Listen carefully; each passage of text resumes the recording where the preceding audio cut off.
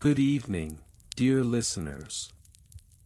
Welcome to this tranquil space, where the gentle embrace of history meets the soothing rhythm of your breath. As the world outside grows quiet, we invite you to settle in, find a comfortable position, and let the cares of the day drift away. This is a moment for relaxation, a time to unwind as we explore a topic that may seem mundane on the surface but holds a certain charm within its depths, the meticulous world of Byzantine imperial edict formatting procedures and the serene timelines of scroll endorsements. In this gentle journey through time, we will uncover the calm intricacies of how Byzantine emperors communicated their will to the vast empire.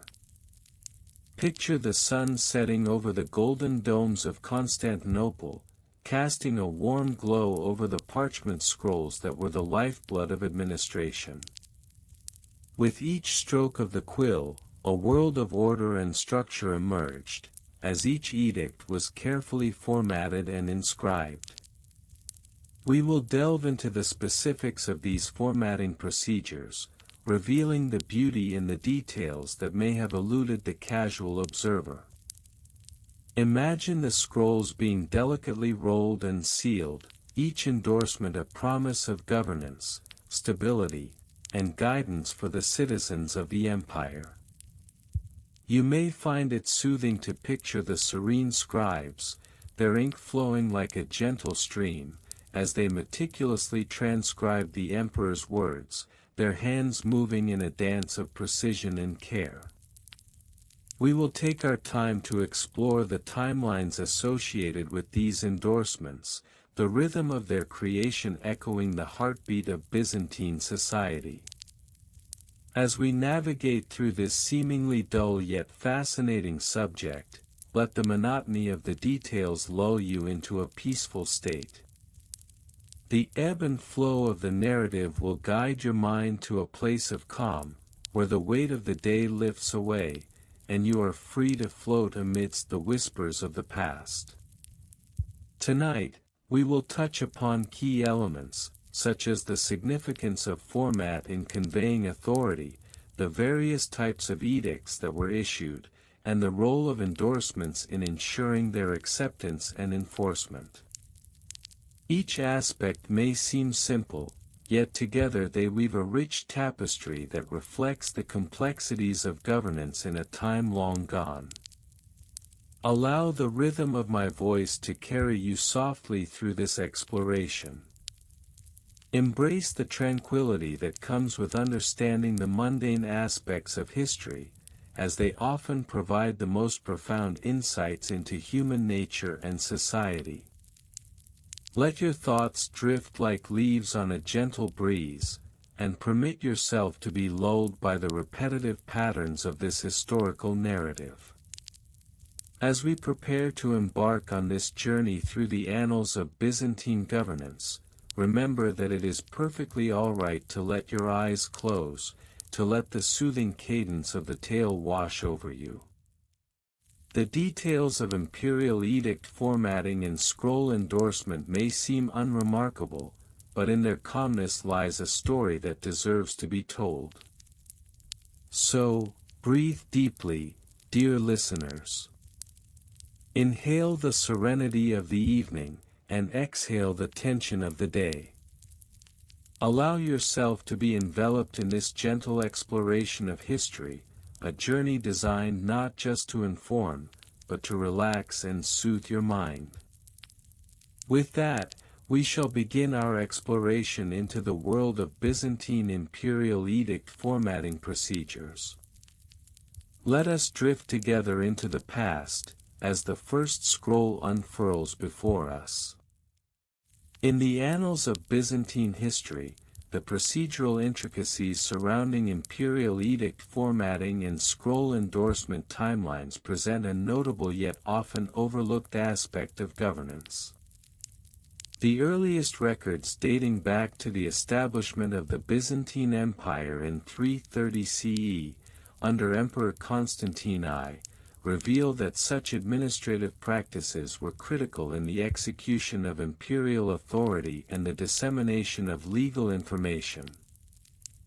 The initial framework for edict formulation can be traced to the edict known as the Edict of Milan, promulgated in 313 CE by Constantine I, which laid the groundwork for formalized imperial communications. This document, although primarily focused on religious tolerance, necessitated an organized method of endorsement and dissemination, setting a precedent for future edicts.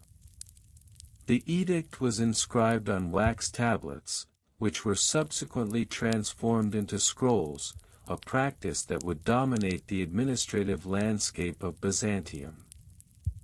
As the Byzantine Empire evolved, so too did the complexity of its administrative procedures. By the mid-5th century, under the reign of Emperor Theodosius II, the need for a standardized format for imperial edicts became apparent. The Codex Theodosianus, completed in 438 CE, reflects the early attempts to consolidate legal texts and imperial proclamations.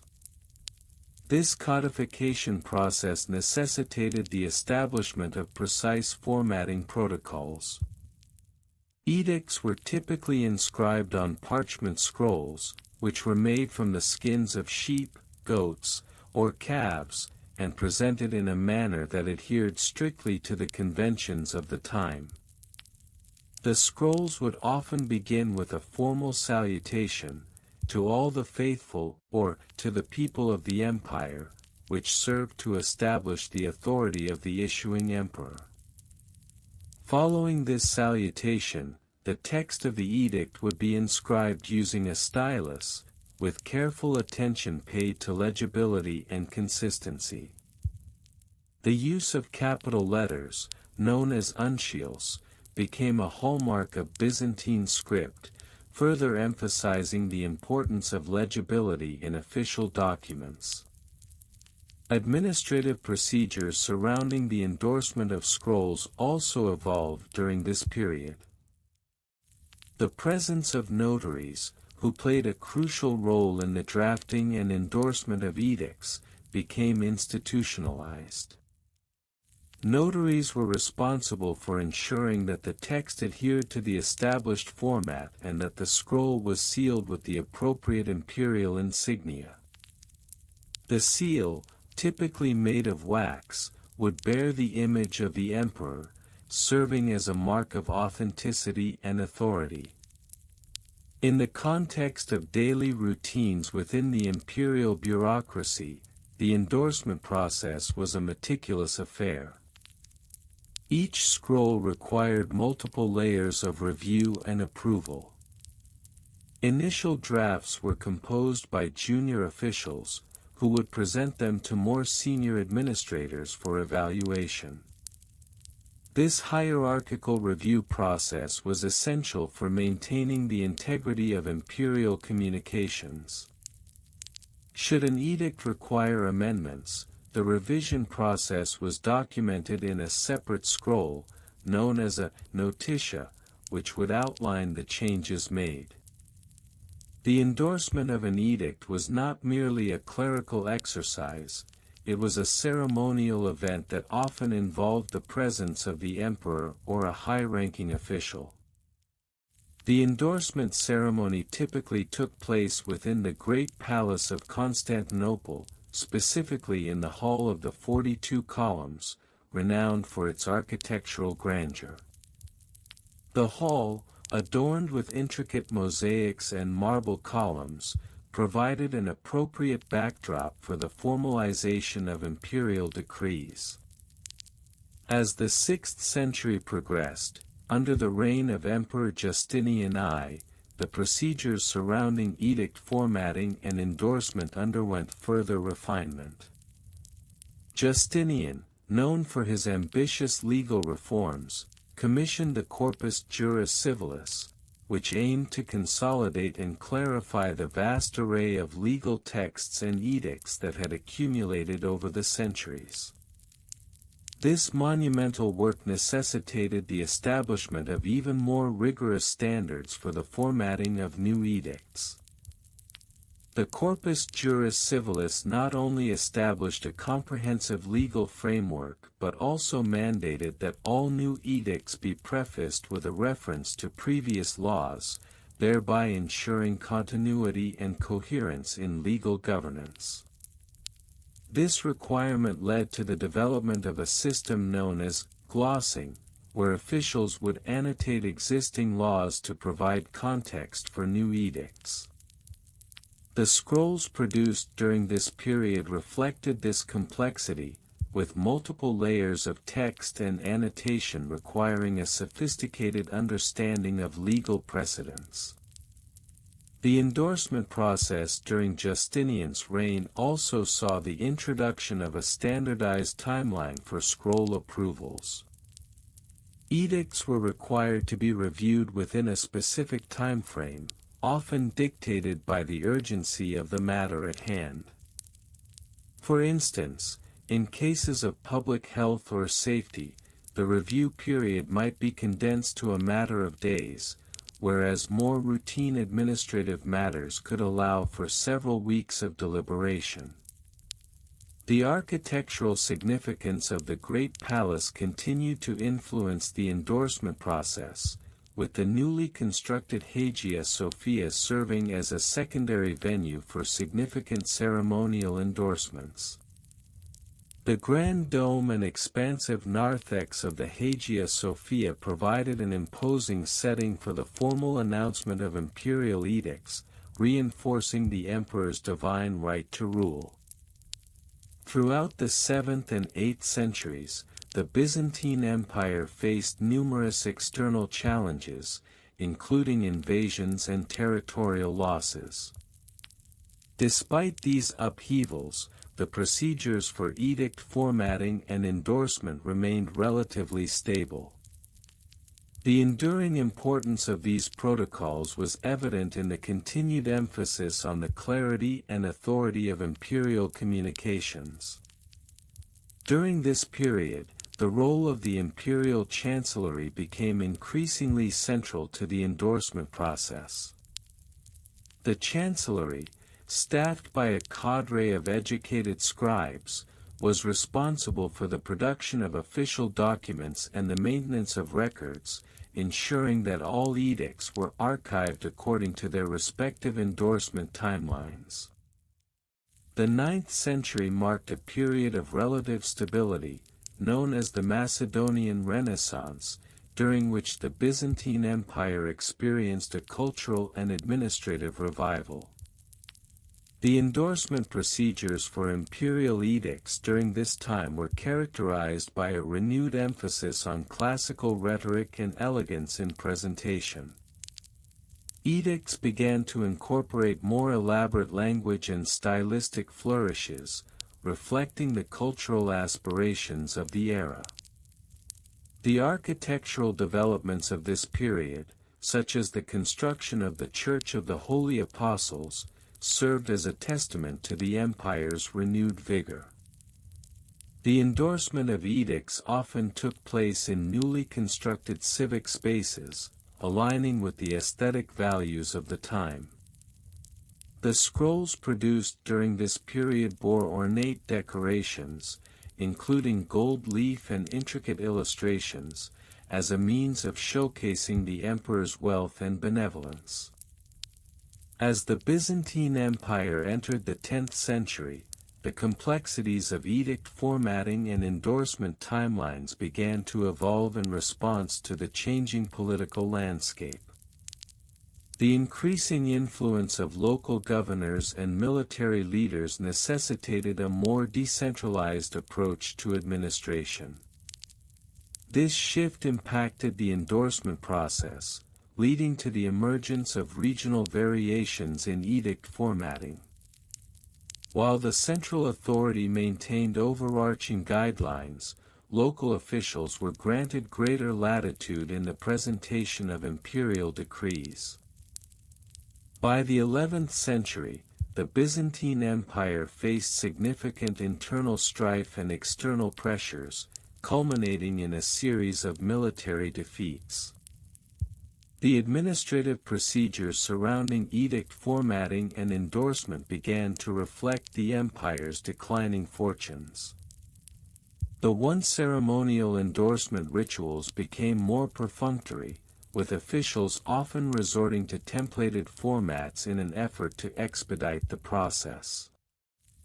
The decline in the quality of scroll production was evident, as the emphasis shifted from meticulous craftsmanship to mere expediency. The 12th century witnessed a further deterioration of the established procedures, culminating in the Fourth Crusade and the subsequent sacking of Constantinople in 1204. The administrative chaos that ensued led to a complete breakdown of traditional endorsement practices.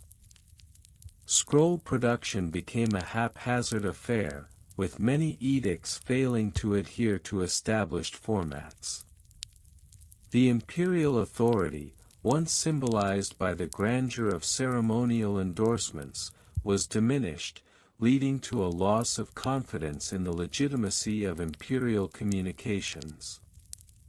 In the aftermath of the Crusades, the Byzantine Empire struggled to restore its former administrative efficiency. The re-establishment of endorsement procedures required a concerted effort to revive the traditions of earlier centuries. By the late 13th century, a renewed focus on legal reform and bureaucratic organization began to take shape under the Palaiologos dynasty. The revived emphasis on the formatting of edicts and the endorsement process reflected an awareness of the need for legitimacy in governance. The final centuries of the Byzantine Empire saw a continued emphasis on the preservation of bureaucratic traditions, despite the encroaching threats from the Ottoman Empire. The careful attention to edict formatting and endorsement procedures served as a testament to the enduring legacy of Byzantine governance. The last recorded edicts, issued in the mid-15th century, still adhered to the formal structures established centuries earlier, albeit with a marked sense of urgency and resignation. In conclusion, the history of Byzantine imperial edict formatting procedures and scroll endorsement timelines reveals a complex interplay of administrative practices, cultural values, and political realities that evolved over the course of a millennium. From the early days of Constantine I to the final vestiges of the Byzantine Empire, the meticulous care afforded to these procedures reflects the importance of legitimacy and authority in governance. The architectural grandeur of the imperial palaces and churches served as a backdrop to the formalization of imperial edicts, while the daily routines of officials involved in the endorsement process highlight the intricate nature of Byzantine bureaucratic life. The evolution of these procedures not only underscores the adaptability of the Byzantine administration in the face of changing circumstances but also serves as a reminder of the enduring importance of clear communication in the exercise of power. The construction methods and materials used in the Byzantine Empire during the issuance and management of imperial edicts were characterized by a structured approach that adhered to established norms and regulations. Notably, the primary materials employed included papyrus, parchment, and, in some instances, wax tablets. The choice of material was governed by the intended permanence and significance of the document. Papyrus, a plant-based material, was primarily utilized in the earlier periods of the Byzantine Empire, particularly until the 9th century CE. Its production involved the harvesting of the papyrus plant, Cyperus papyrus, from the Nile Delta. The stalks of the plant were cut into strips, which were then laid out in layers and pressed together to form sheets. The typical dimensions of a papyrus sheet ranged from 20 centimeters to 30 centimeters in width and 40 centimeters to 60 centimeters in length, with variations depending on the specific requirements of the document. However, as the demand for more durable materials increased, parchment, made from animal skins, became the preferred choice for official documents by the 10th century CE. Parchment offered greater resilience and a longer lifespan, typically measuring about 25 centimeters to 35 centimeters in width and 50 centimeters to 70 centimeters in length. The construction of scrolls involved meticulous processes. Once the material was prepared, the text was inscribed using a stylus or a reed pen dipped in ink, which was typically composed of soot mixed with water and a binding agent. This was a laborious task, requiring skilled scribes who often worked under strict deadlines. The average time to produce a single scroll, including the preparation of materials and the writing, could extend from a few days to several weeks, depending on the complexity of the content and the scribe's proficiency. Maintenance procedures for these scrolls were equally rigorous. To ensure longevity and prevent degradation, scrolls were often stored in humidity-controlled environments, constructed from cedar wood or other materials resistant to moisture. The typical storage unit, known as a scrinium, could hold up to 50 scrolls and was usually lined with a soft fabric to prevent physical damage. Regular inspections were mandated, typically conducted once every 6 months, to assess the condition of the scrolls and implement necessary preservation measures, including re-inking and resealing. Financial records and costs associated with the production of imperial edicts were meticulously documented.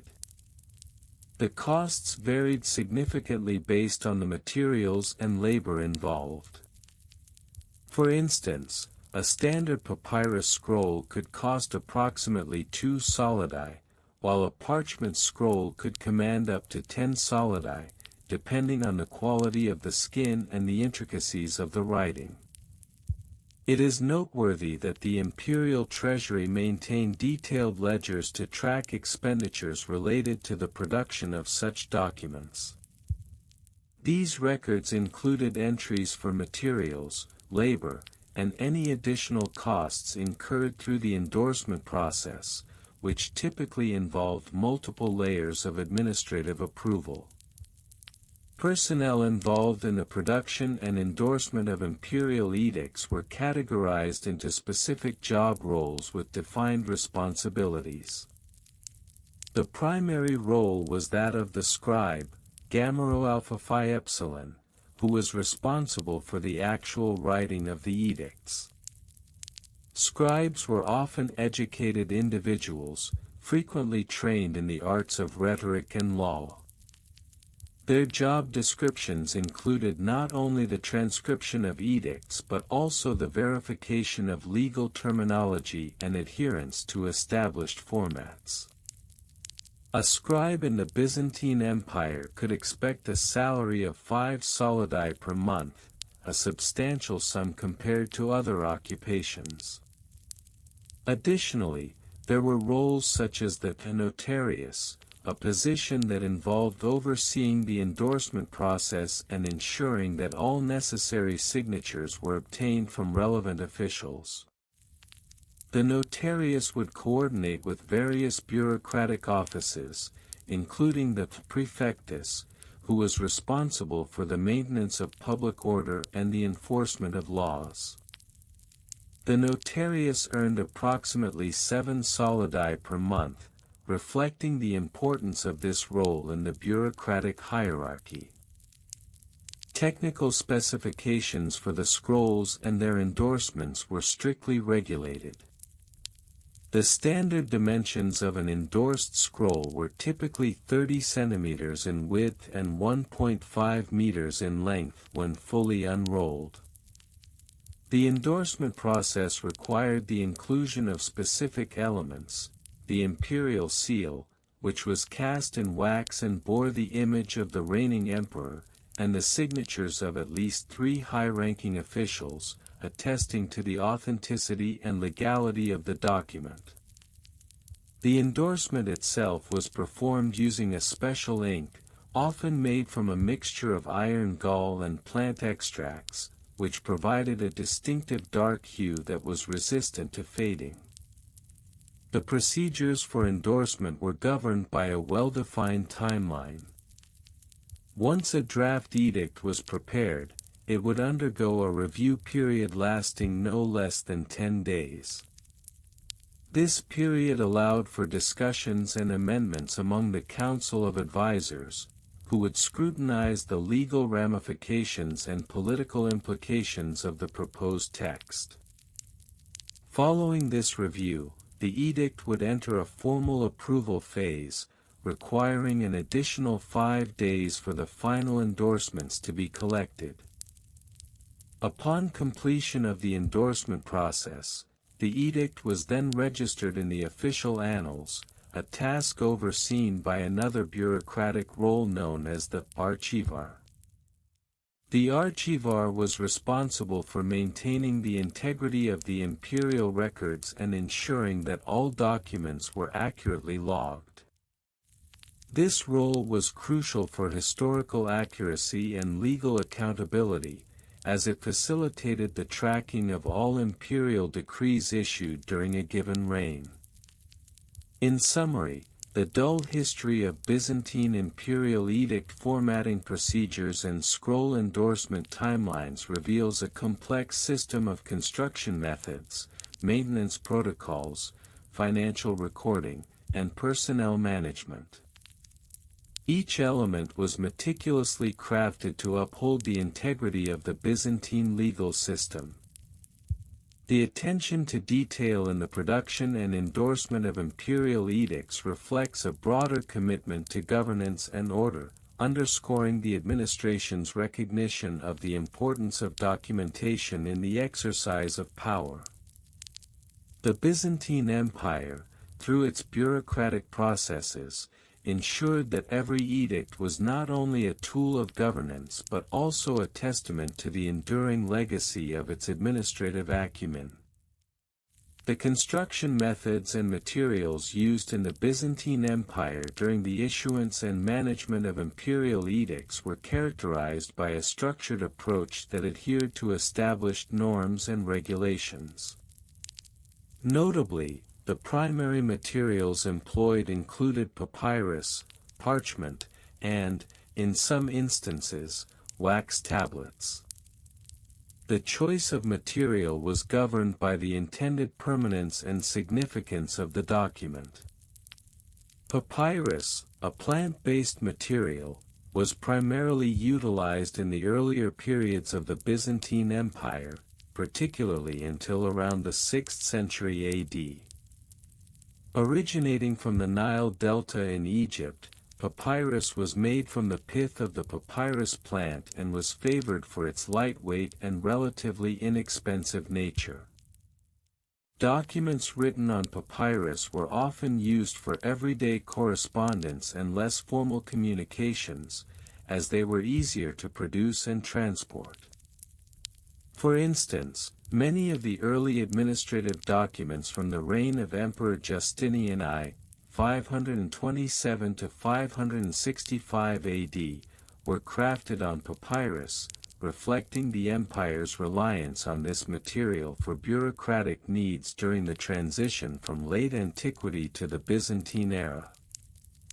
As the empire progressed into the later centuries, particularly around the 7th century, there was a noticeable shift towards the use of parchment, made from animal skins. This transition can be attributed to several factors, including the increasing demand for more durable and long-lasting materials that could withstand the test of time. Parchment was more resilient than papyrus, allowing texts to be preserved for centuries. The creation of parchment involved several meticulous steps. Animal hides, usually from sheep, goats, or calves, were cleaned, soaked, and then stretched on a frame to dry. Once dried, the surface was scraped smooth and often treated with chalk to create an ideal writing surface. This process could take several weeks, and the resulting parchment was significantly more expensive than papyrus, making it the preferred choice for important documents such as imperial edicts, legal codes, and religious texts.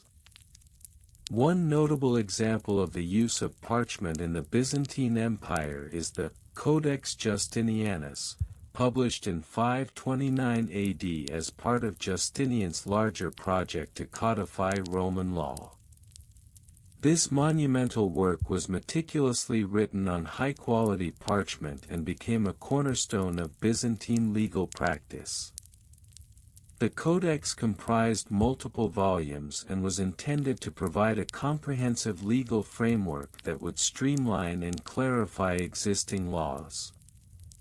The careful crafting of this codex not only demonstrated the empire's commitment to legal reform but also highlighted the importance of using durable materials for significant documents. The use of wax tablets was another method employed in the Byzantine administration, especially for temporary records and notes. These tablets were made from thin wooden boards coated with a layer of wax. A stylus was used to inscribe messages into the wax, and because the writing could be easily erased by smoothing the surface, wax tablets were particularly useful for drafting letters or taking notes during meetings. The flexibility of this medium allowed for rapid communication within the imperial bureaucracy, enabling swift decisions and responses to pressing issues. An example of this can be seen in the records kept by local governors or officials who relied on wax tablets for managing day-to-day affairs, often updating them with new information as required. In terms of historical context, it is essential to understand the administrative frameworks that dictated how and when these materials were used. The Byzantine Empire, renowned for its complex bureaucracy, had a well-defined system of governance. Important edicts were often issued during significant events, such as the annual consular announcements or during the emperor's public appearances, like the coronation of a new emperor. The imperial edicts served not only as a means of communication but also as a tool for asserting authority and consolidating power. For instance, in 532 AD, following the Nika riots in Constantinople, Emperor Justinian issued a series of edicts aimed at restoring order and reinforcing his authority. These edicts were carefully crafted and disseminated across the empire, showcasing the importance of structured communication. The documents were often read aloud in public spaces, ensuring that the populace was aware of the new regulations and the emperor's decisions. This method of public proclamation was complemented by written copies that were sent to provincial governors, who were responsible for enforcing these edicts in their respective jurisdictions. The careful selection of materials and the structured processes behind the creation and distribution of imperial edicts in the Byzantine Empire underscore the sophistication of its administrative system. The evolution from papyrus to parchment, alongside the strategic use of wax tablets, illustrates how the empire adapted to changing needs and circumstances. Each material carried its significance, reflecting the weight of the content it bore, and the processes involved in their production revealed the meticulous nature of Byzantine governance. This attention to detail not only ensured the effective management of imperial edicts but also contributed to the lasting legacy of Byzantine administrative practices, which would influence subsequent legal and bureaucratic systems in Europe for centuries to come. The construction methods and materials utilized in the preparation of imperial edicts in the Byzantine Empire were dictated by both practicality and tradition. The primary material for edicts was parchment, derived from treated animal skins, specifically sheep, goats, or calves. The thickness of the parchment could vary, but it typically measured between 0.3 to 0.5 mm in thickness, which provided a suitable surface for ink application without excessive bleed-through. The parchment was often prepared by soaking in a lime solution, followed by scraping to achieve a smooth finish. In terms of construction techniques, the edicts were generally formatted as scrolls, a practice inherited from earlier Roman traditions. Each scroll could measure up to 10 meters in length, with a standard height of 25 centimeters. The writing was executed using a reed pen or a quill, with ink composed of carbon black mixed with water and a binding agent, such as gum arabic. This ink was known for its durability and resistance to fading, crucial for documents intended to have long-lasting significance. Maintenance procedures for these scrolls were equally detailed and often included specific protocols to ensure their preservation.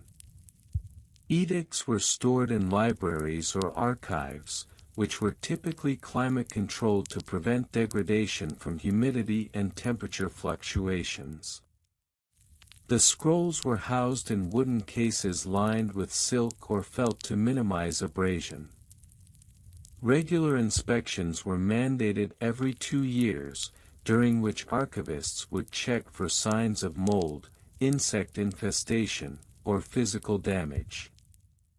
Any scroll found to be deteriorating would undergo a restoration process, involving careful cleaning and resealing with a protective coating of beeswax. Financial records and costs associated with the production and maintenance of these edicts were meticulously documented. The average cost of producing a single imperial edict in the late 10th century was approximately 5 solidi, factoring in materials, labor, and administrative overhead. This amount broke down into 2 solidi for parchment, 1 solidus for ink and writing materials, and 2 solidi for labor, which included skilled scribes and junior clerks involved in the drafting and copying processes. Such costs were typically recorded in the imperial treasury ledgers, which were organized chronologically and by department. The personnel involved in the preparation and endorsement of these edicts were delineated by specific job descriptions, reflecting a hierarchy that underscored the importance of accuracy and fidelity in bureaucratic procedures. At the top was the referendarius, a senior official responsible for the final review and approval of edicts before they were issued. This position required extensive knowledge of law, as well as the ability to interpret imperial intent as articulated in earlier statutes. Beneath the referendarius were the scribes, whose primary duty was to draft the initial text of the edict. Each scribe was typically trained in a monastic school, where they would learn not only the art of writing but also the intricacies of Byzantine law and administration. A scribe's output varied significantly, with an expectation of producing between 1 to 2 scrolls per week, depending on the complexity of the content. The role also encompassed the copying of existing edicts for distribution, which was a critical function, as multiple copies were often necessary for dissemination to various provincial governors and local magistrates. Supporting these roles were the clerical assistants, often young individuals who acted as aides to the scribe and referendarius. Their tasks included fetching materials, maintaining records of ink and parchment inventory, and organizing the physical storage of scrolls. They typically received less compensation, averaging around 1 solidus per week, reflecting their less experienced status within the bureaucratic framework. In terms of technical specifications, the process of preparing an edict was governed by strict guidelines. The edict's text was to be inscribed in a clear, legible script, typically the uncial or cursive scripts, depending on the formality of the document. Each line had to be aligned to a standard margin of approximately 1.5 centimeters from the left edge and 2 centimeters from the right edge of the parchment. The spacing between lines was to be maintained at 1 centimeter, ensuring ease of reading. Furthermore, the edict would often conclude with a formal endorsement, which included the seal of the issuing authority. The seal, typically made of wax and embossed with the imperial insignia, was used to authenticate the document and deter forgery. The diameter of the seal was standardized at 4 centimeters, a size that allowed for clear representation of the imperial imagery while remaining pragmatic for affixing to the scroll.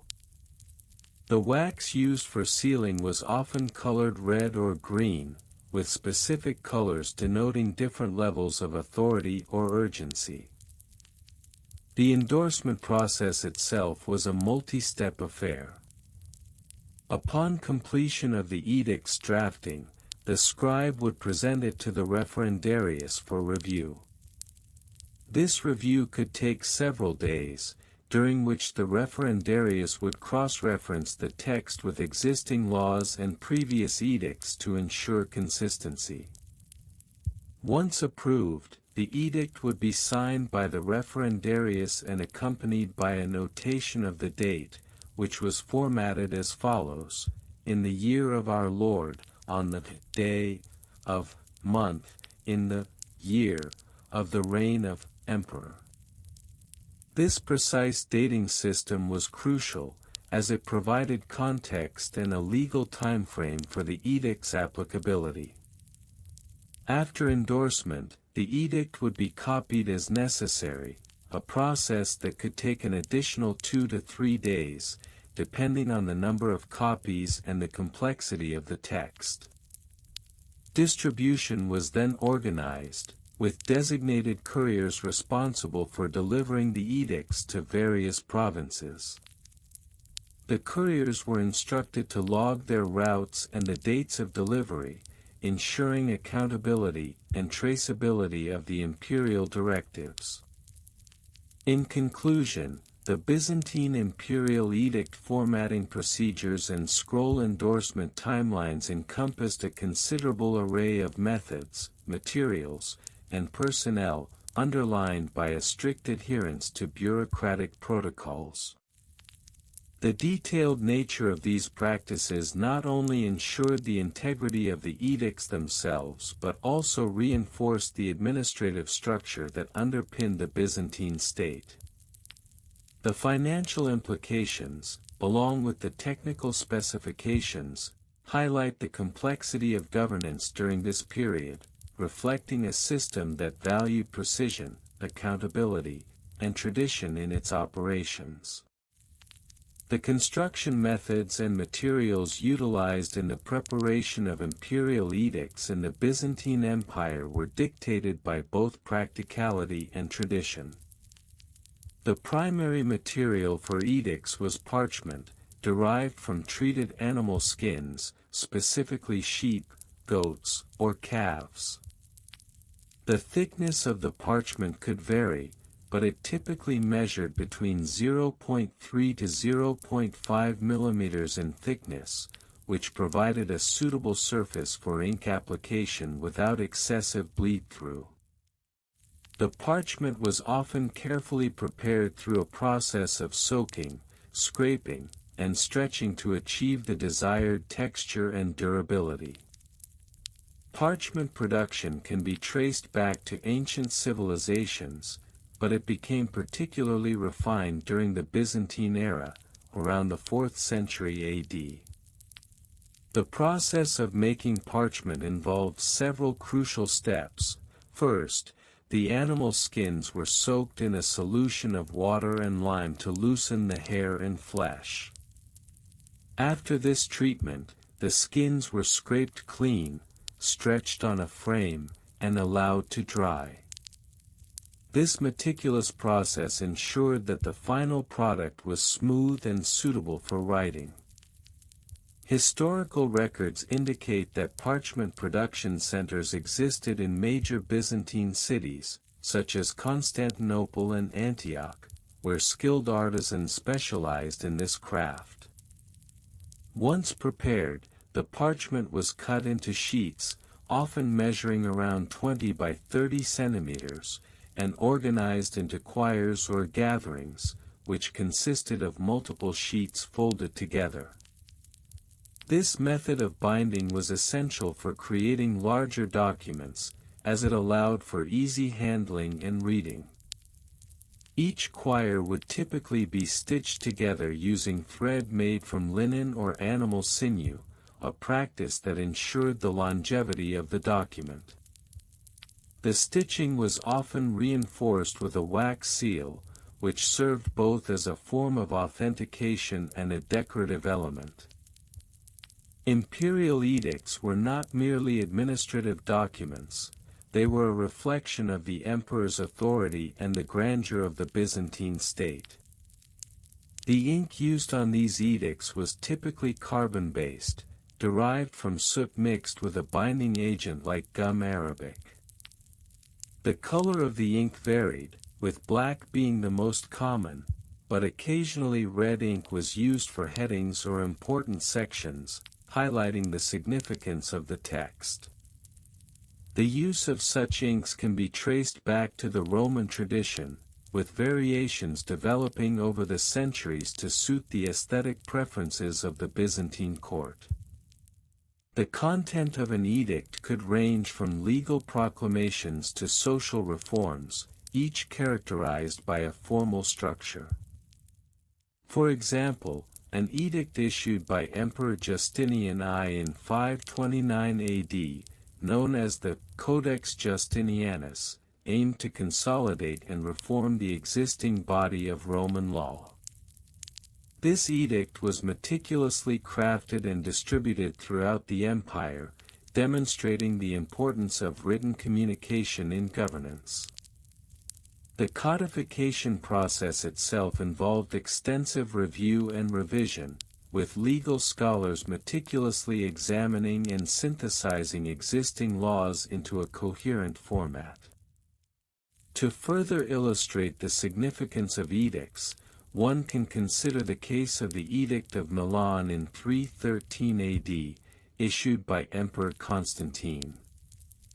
This document legalized Christianity within the Roman Empire and marked a pivotal shift in religious policy.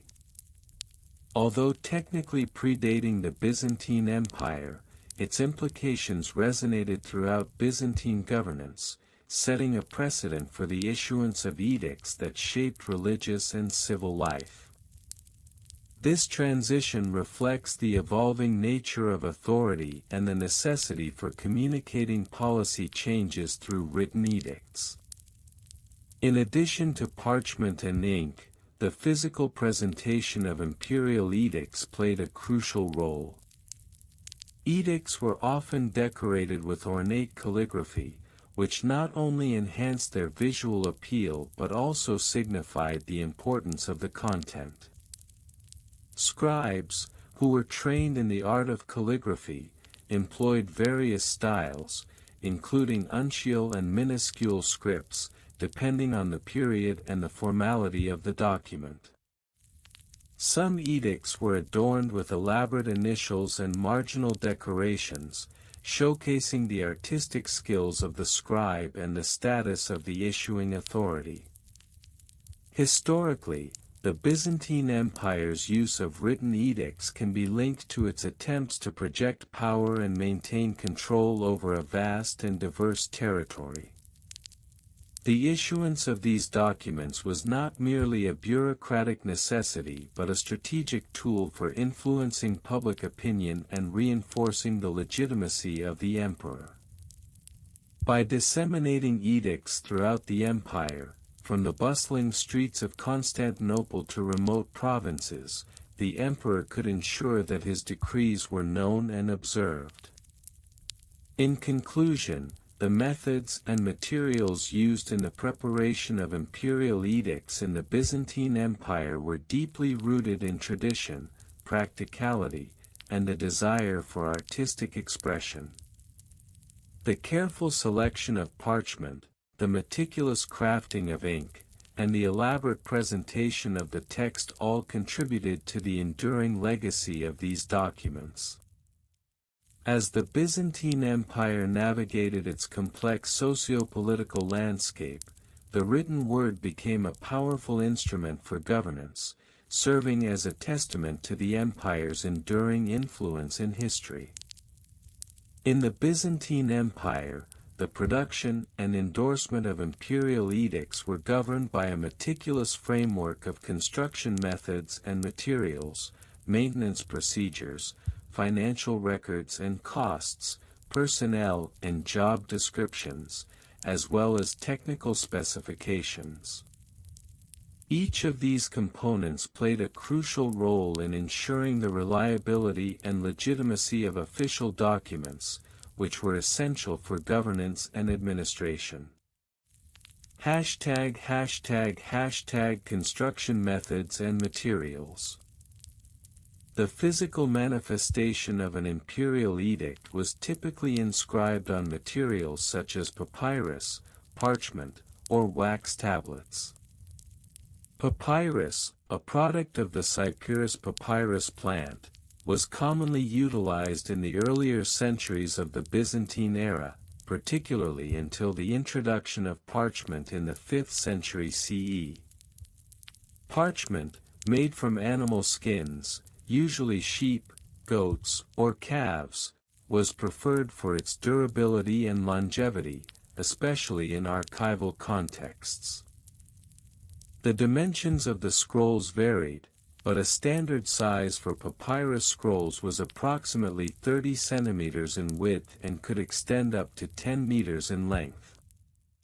Parchment sheets, however, were often cut to a more manageable size, averaging about 25 to 30 centimeters in width and 40 to 50 centimeters in length. The process of preparing parchment involved soaking the skins in lime and scraping them to achieve a smooth writing surface. The writing instruments employed included quills, made from the feathers of birds such as geese or swans, which were cut at an angle to create a nib. The ink used was typically a carbon-based compound mixed with water and gum arabic to enhance adhesion to the writing surface. The ink was applied with a steady hand, with scribes often practicing their calligraphy to maintain a consistent appearance. ### Maintenance procedures. Once produced, the maintenance of imperial edicts was paramount. Scrolls were stored in wooden cases, often made of cedar or oak, which provided protection from environmental damage. The cases were lined with linen or wool to absorb moisture, which could lead to degradation of the written material. Records indicated that regular inspections occurred at intervals of 6 months to 1 year, during which scribes would assess the condition of the scrolls. If deterioration was noted, a process known as refoliation was employed, wherein the document would be carefully unrolled and copied onto a new scroll. This practice ensured the preservation of important texts, as the original would be archived separately to maintain its integrity. The cost of maintaining such archival materials was significant. In the year 550 CE, for instance, a single scroll could cost up to 2 solidi, equivalent to approximately half a month's wage for a skilled artisan. The financial burden of these maintenance procedures fell to the imperial treasury, which allocated funds specifically for the preservation of state documents. ### Financial records and costs. The Byzantine bureaucracy meticulously recorded all expenditures related to the production and maintenance of imperial edicts. Each transaction was documented in a ledger known as the logos, with entries made in a standardized format to facilitate auditing. The cost of materials was often reported in solidi, the standard currency of the empire, and any additional expenses related to labor were calculated based on the daily wage of the workers involved. For example, the cost of parchment in the year 600 CE was approximately 1 solidus per sheet. When considering labor costs, a scribe could earn about 1/12 of a solidus for an hour's work, thus the total expenditure for producing a single edict, including writing and materials, might amount to 3 to 4 solidi. In addition, the costs associated with the endorsement of edicts by high-ranking officials, known as chancellors, were recorded separately. A chancellor's fee for endorsing an edict could range from 5 to 10 solidi, depending on the complexity and significance of the document. Such financial records were crucial for maintaining accountability within the imperial administration. ### Personnel and job descriptions. The personnel involved in the production and endorsement of imperial edicts were organized into a hierarchy, with specific roles and responsibilities delineated clearly. At the top of this structure was the prefectus, or prefect, who oversaw the entire process. The prefectus was responsible for the strategic direction of the edict production and ensured compliance with imperial standards. Below the prefectus were the scribes, whose primary duty was the transcription of texts. Scribes were often educated individuals, selected for their proficiency in writing and understanding of legal terminology. Training for a scribe could take up to 5 years, during which they would learn the nuances of calligraphy, grammar, and the intricacies of imperial law. Another crucial role was that of the archivist, who managed the storage and organization of scrolls. The archivist's responsibilities included indexing documents, maintaining the cases in which they were stored, and executing the aforementioned refoliation process. The archivist's meticulous nature was essential to prevent the loss of vital records. Additionally, the chancellor played a pivotal role in the endorsement of edicts. This position required a deep understanding of the political landscape and the ability to interpret legal language, as the chancellor's endorsement signified the official recognition of the document. A chancellor typically served for a term of 3 to 5 years, as dictated by imperial decree. ### Technical specifications.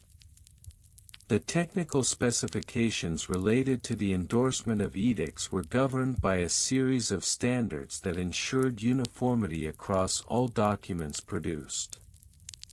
Each imperial edict was required to include specific elements, the date of issuance, the name of the issuing authority, the content of the edict, and a designated space for endorsements. The formatting of the document followed a strict outline.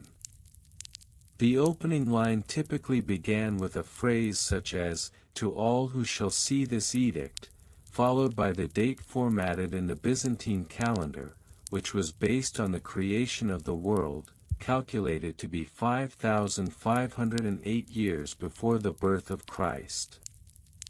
Dates were typically expressed in the format of "Year of Our Lord," followed by the year number, for example, year 65 of the reign of Emperor Justinian.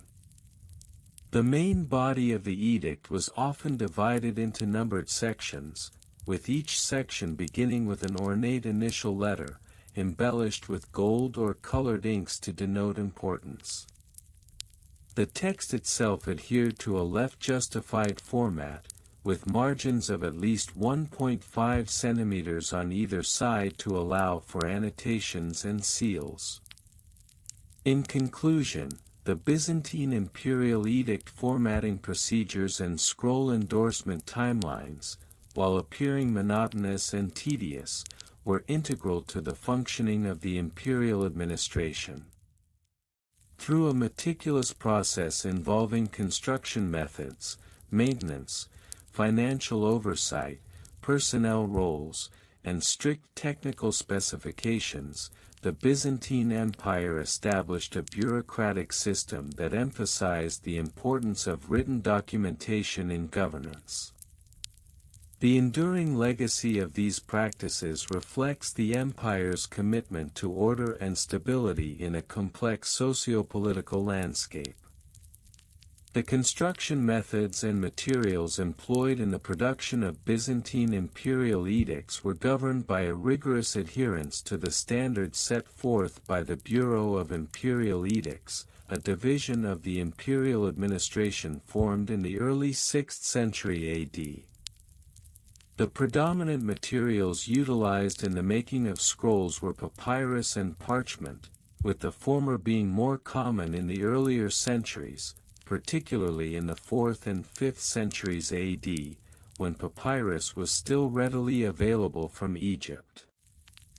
By the end of the 6th century, parchment, made from animal skins, began to gain prominence due to its durability and superior writing surface. In terms of construction, the scrolls were typically produced in lengths varying from 6 to 10 meters, with a standard width of approximately 25 centimeters. The process began with the careful preparation of the writing surface. For papyrus, the plant was harvested, and the stems were cut into strips, which were then soaked, laid side by side, and pressed together to form sheets. The resulting sheets were dried and polished, allowing for a smooth writing surface. Parchment, conversely, underwent a more labor-intensive process. Animal skins were cleaned, stretched, and scraped to achieve the desired thickness, usually between 0.2 and 0.5 millimeters.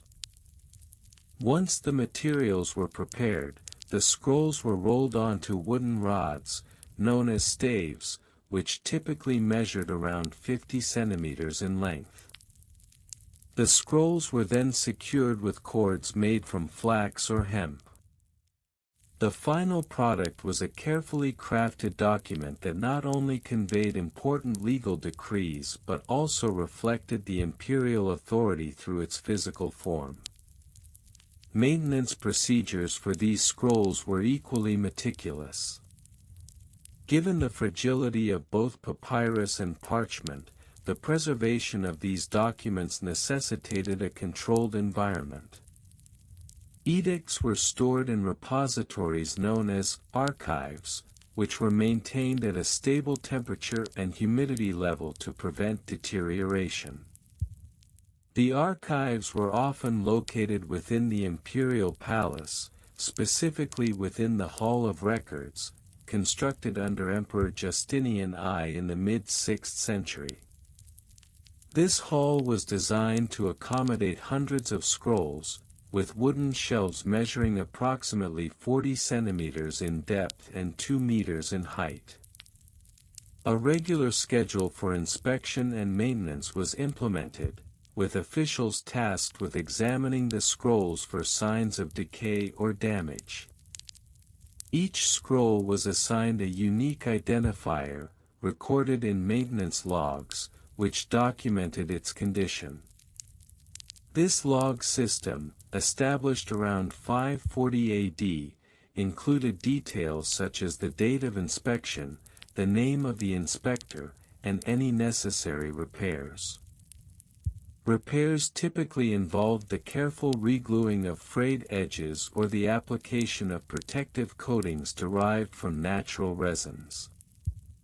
Financial records and costs related to the production and maintenance of these edicts were meticulously kept, reflecting the Byzantine emphasis on fiscal responsibility.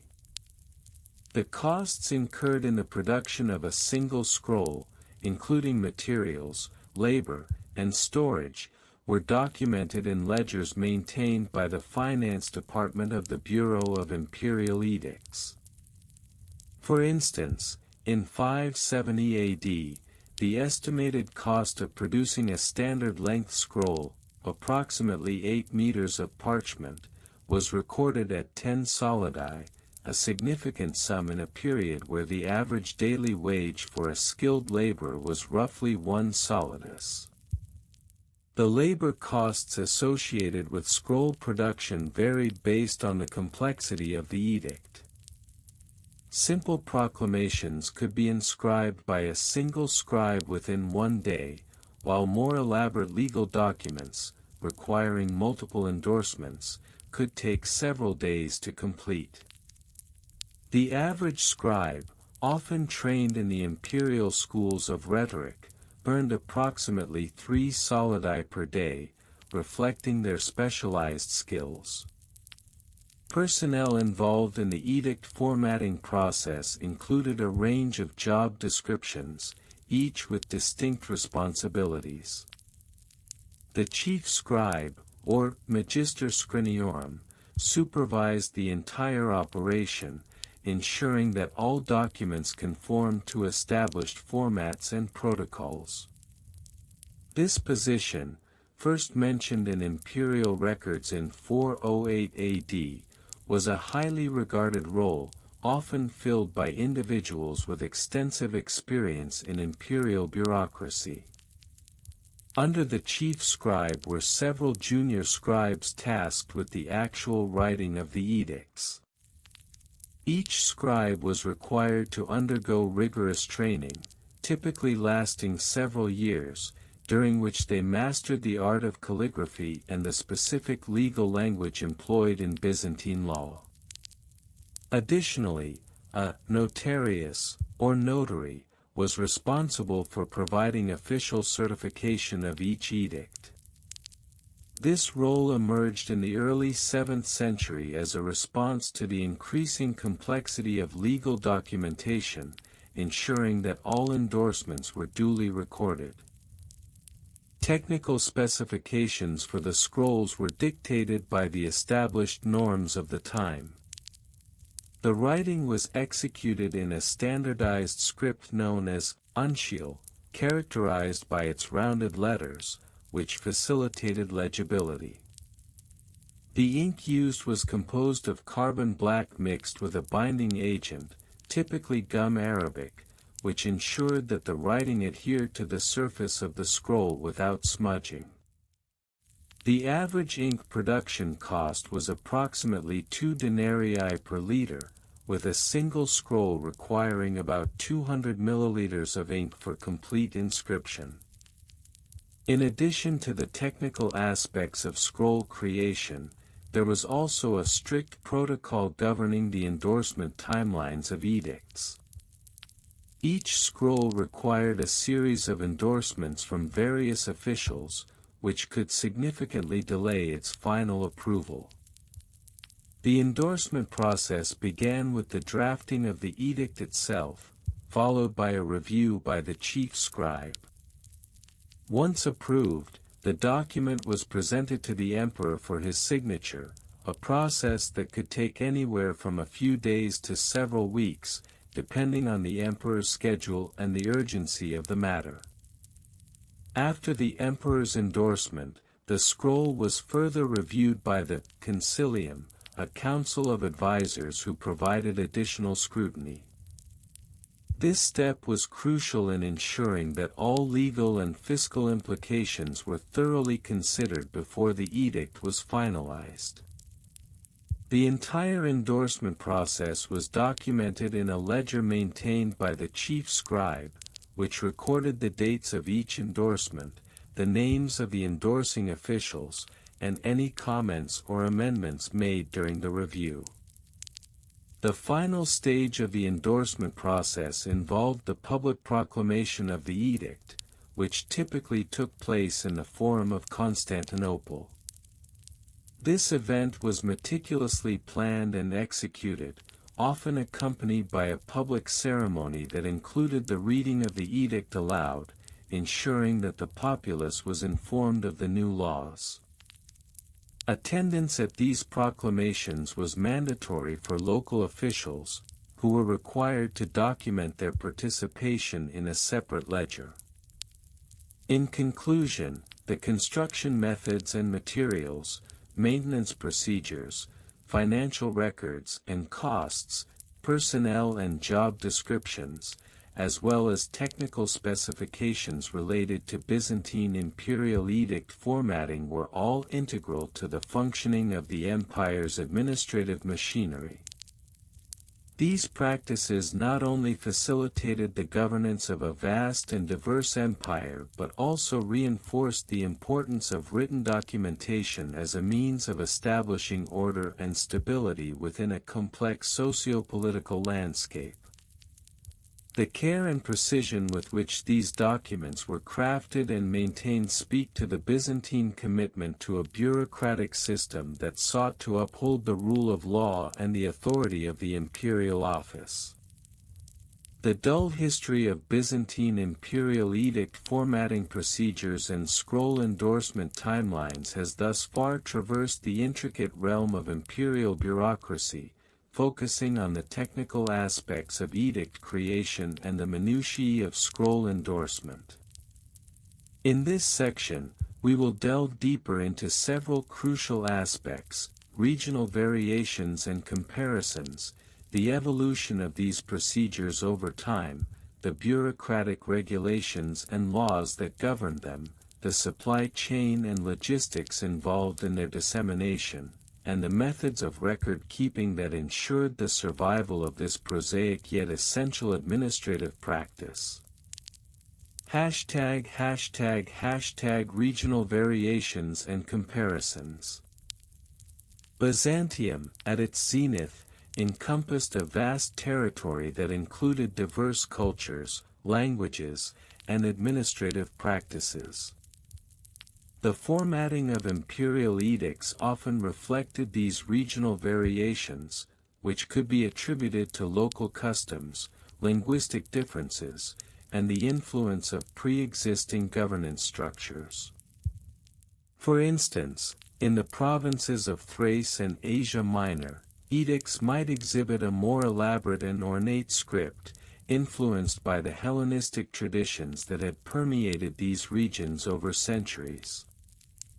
The use of Greek as the lingua franca among the educated elite further solidified this stylistic preference. Conversely, in regions such as Egypt and the East, where the legacy of pharaohs and Persian rulers still loomed large, the formatting of edicts bore hallmarks of these influences. In Egypt, for example, the inclusion of hieroglyphic symbols alongside Greek text was not uncommon, particularly in official documents intended for a wider audience, encapsulating the syncretic nature of Byzantine governance. This practice not only served a practical purpose, ensuring comprehension across different strata of society, but also acted as a visual testament to the emperor's legitimacy, drawing on the ancient authority of the pharaohs.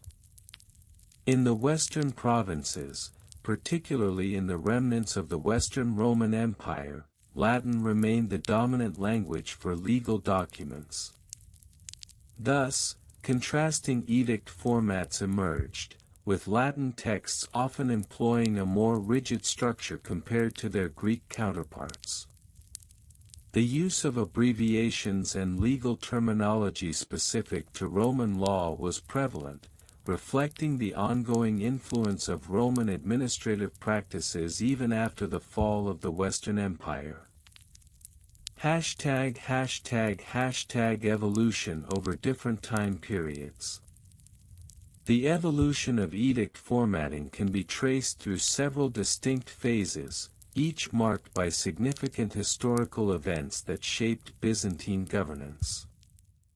The early Byzantine period, approximately 330 to 600 CE, is characterized by the establishment of the legal framework under Emperor Justinian I, who sought to codify existing laws in a systematic manner. During this time, the edict formatting began to standardize, with a clear hierarchy of information, including headings, the emperor's name, and the date of issuance prominently placed.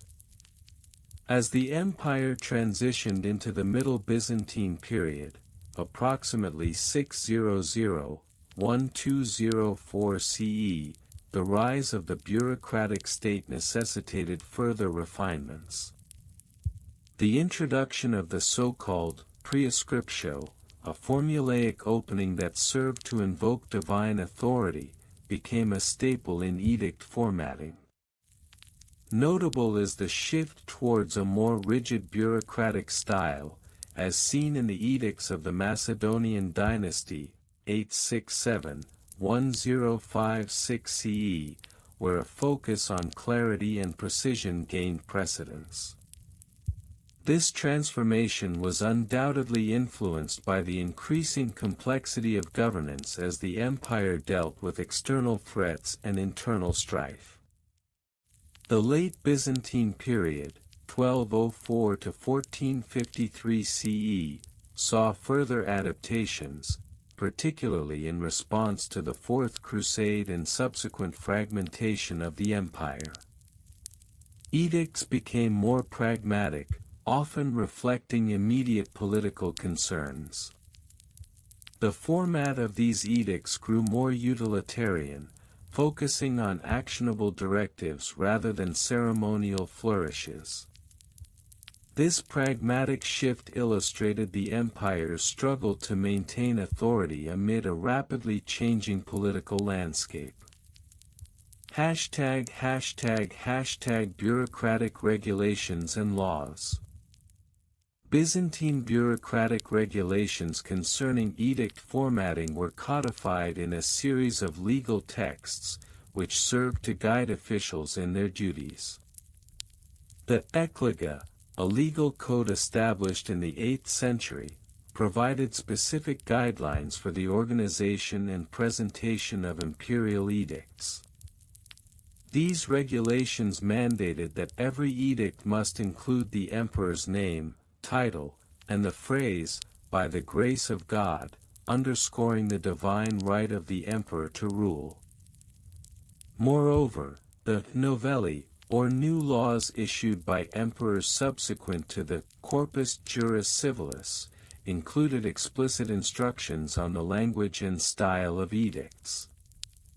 Such regulations stipulated that all documents be inscribed on parchment, using a specific ink composition that had to be replicated across the empire to ensure uniformity. This attention to detail not only facilitated better communication but also reinforced the emperor's authority by creating a standardized method of governance. Additionally, as Byzantine law evolved, so too did the regulations governing the endorsement of scrolls.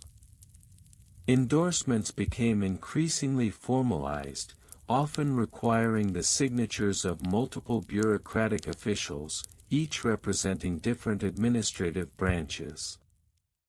This multi-tiered endorsement process was designed to prevent forgery and ensure the authenticity of documents, thereby maintaining the integrity of the imperial edict system. ##### Supply chain and logistics.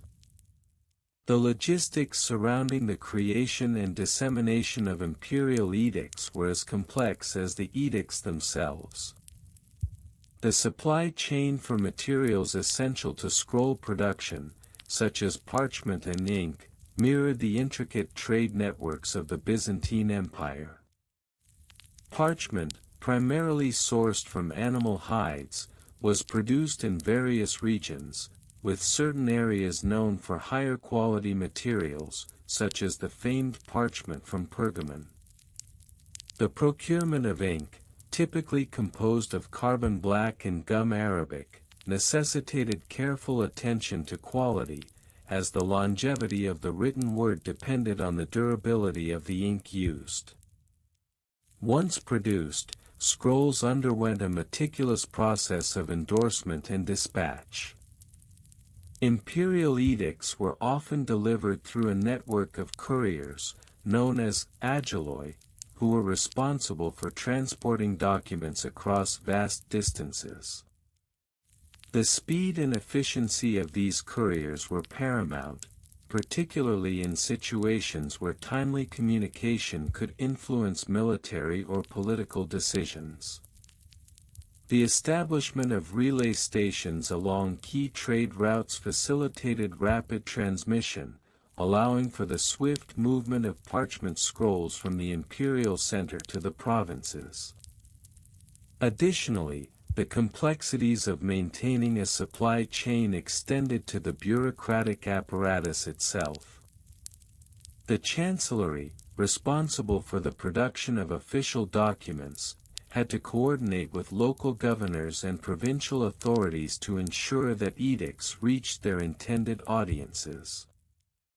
This logistical challenge was compounded by geographical barriers, including mountainous terrain and unpredictable weather conditions, which could delay the delivery of critical edicts. #### Record-keeping methods. The Byzantine Empire's commitment to record-keeping played a pivotal role in the longevity and efficacy of its bureaucratic practices. The meticulous documentation of edicts was essential for various reasons, including legal accountability, historical preservation, and the maintenance of administrative continuity. Scribes, often highly trained individuals, were responsible for the accurate transcription of edicts onto scrolls, ensuring that each document adhered to established formatting guidelines. In addition to transcription, the empire utilized an array of record-keeping methods to catalog edicts and related documents. The use of hypomnema, or written records, served as a critical tool for bureaucrats to track the issuance and implementation of imperial edicts. These notes often contain summaries of edicts, decisions made, and responses received from local authorities, aiding in the efficient administration of governance. Moreover, the development of archival storage practices became increasingly important as the volume of documentation grew. The establishment of designated repositories for administrative records allowed for better organization and retrieval of edicts. These archives were often housed within the Chancellery or other government offices, where they could be accessed by officials tasked with legal and administrative duties. In summary, the Byzantine imperial edict formatting procedures and scroll endorsement timelines present an intricate tapestry of bureaucratic practice characterized by regional variations, evolutionary changes over time, stringent regulations, complex logistics, and robust record-keeping methods. While these topics may seem mundane to the casual observer, they unveil the remarkable sophistication and resilience of Byzantine governance.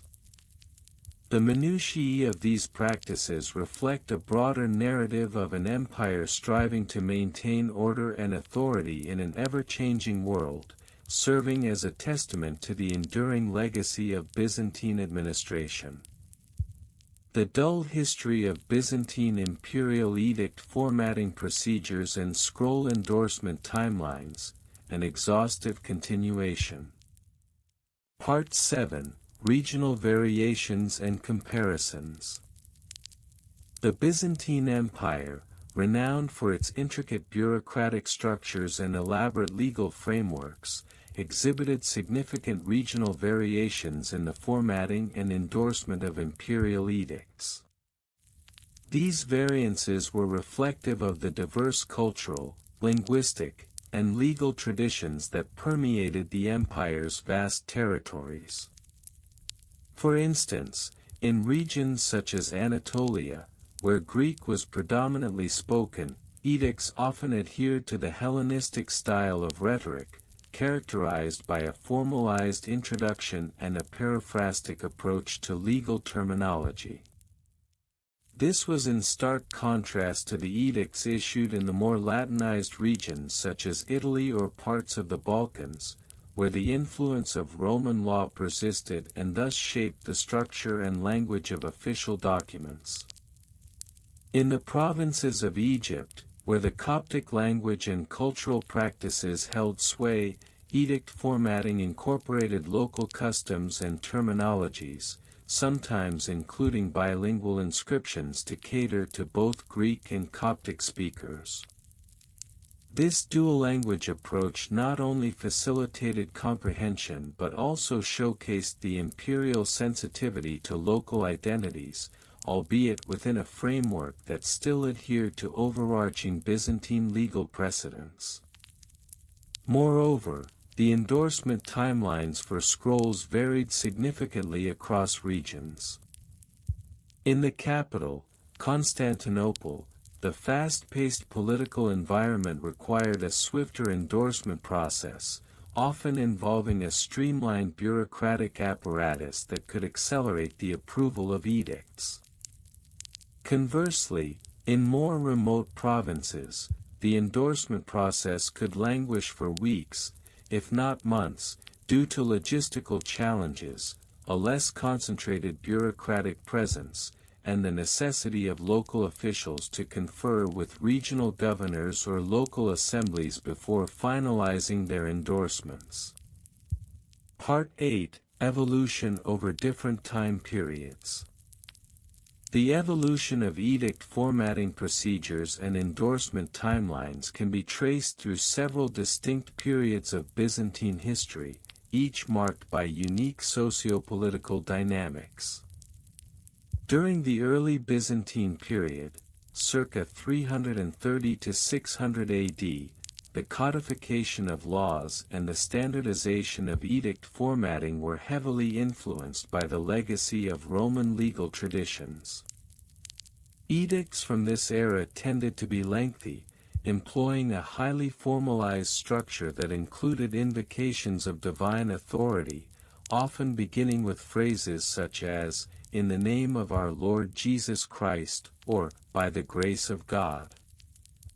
As the empire progressed into the Middle Byzantine period, circa 600–1204 AD, there was a noticeable shift towards a more pragmatic approach to edict formatting. The burgeoning complexity of Byzantine society necessitated the introduction of succinct language and clearer directives. This period saw the emergence of the Typicon, a set of guidelines that dictated the essential elements of an edict, allowing for greater uniformity across the empire. The endorsement process also became more regimented, with the establishment of standardized seals and the requirement for multiple signatories to validate an edict, thereby reducing the likelihood of forgery or misinterpretation. The late Byzantine period, circa 1204 to 1453 AD, witnessed further refinements in both formatting and endorsement timelines, largely influenced by external pressures such as the Fourth Crusade and the subsequent fragmentation of the empire. Edicts became increasingly focused on addressing immediate concerns, such as military mobilization or the allocation of resources, reflecting the empire's precarious geopolitical situation. The endorsement process, while still adhering to established protocols, was often expedited in response to urgent needs, leading to a more dynamic, albeit sometimes chaotic, bureaucratic environment. Part 9: Bureaucratic Regulations and Laws.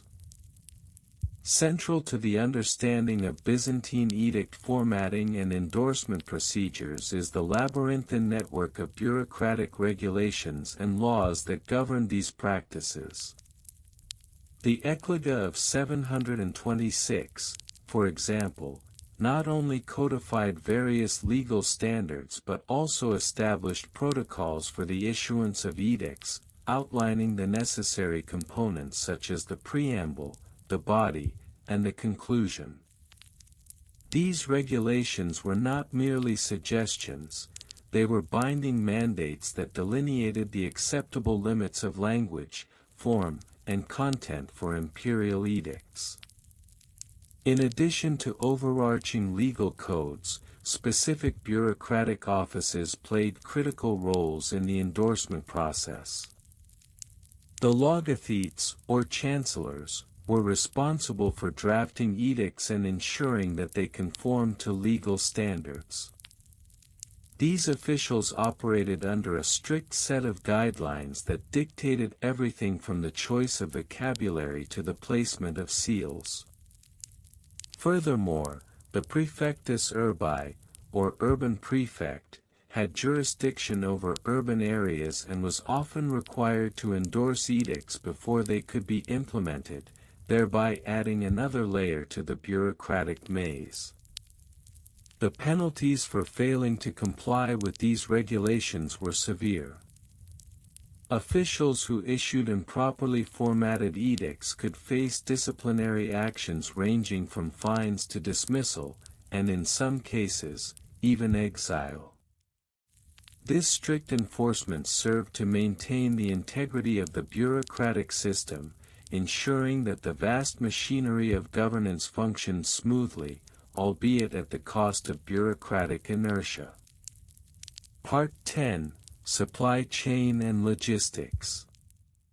The logistics of edict endorsement and dissemination were an intricate affair, often requiring meticulous planning and coordination across various administrative levels.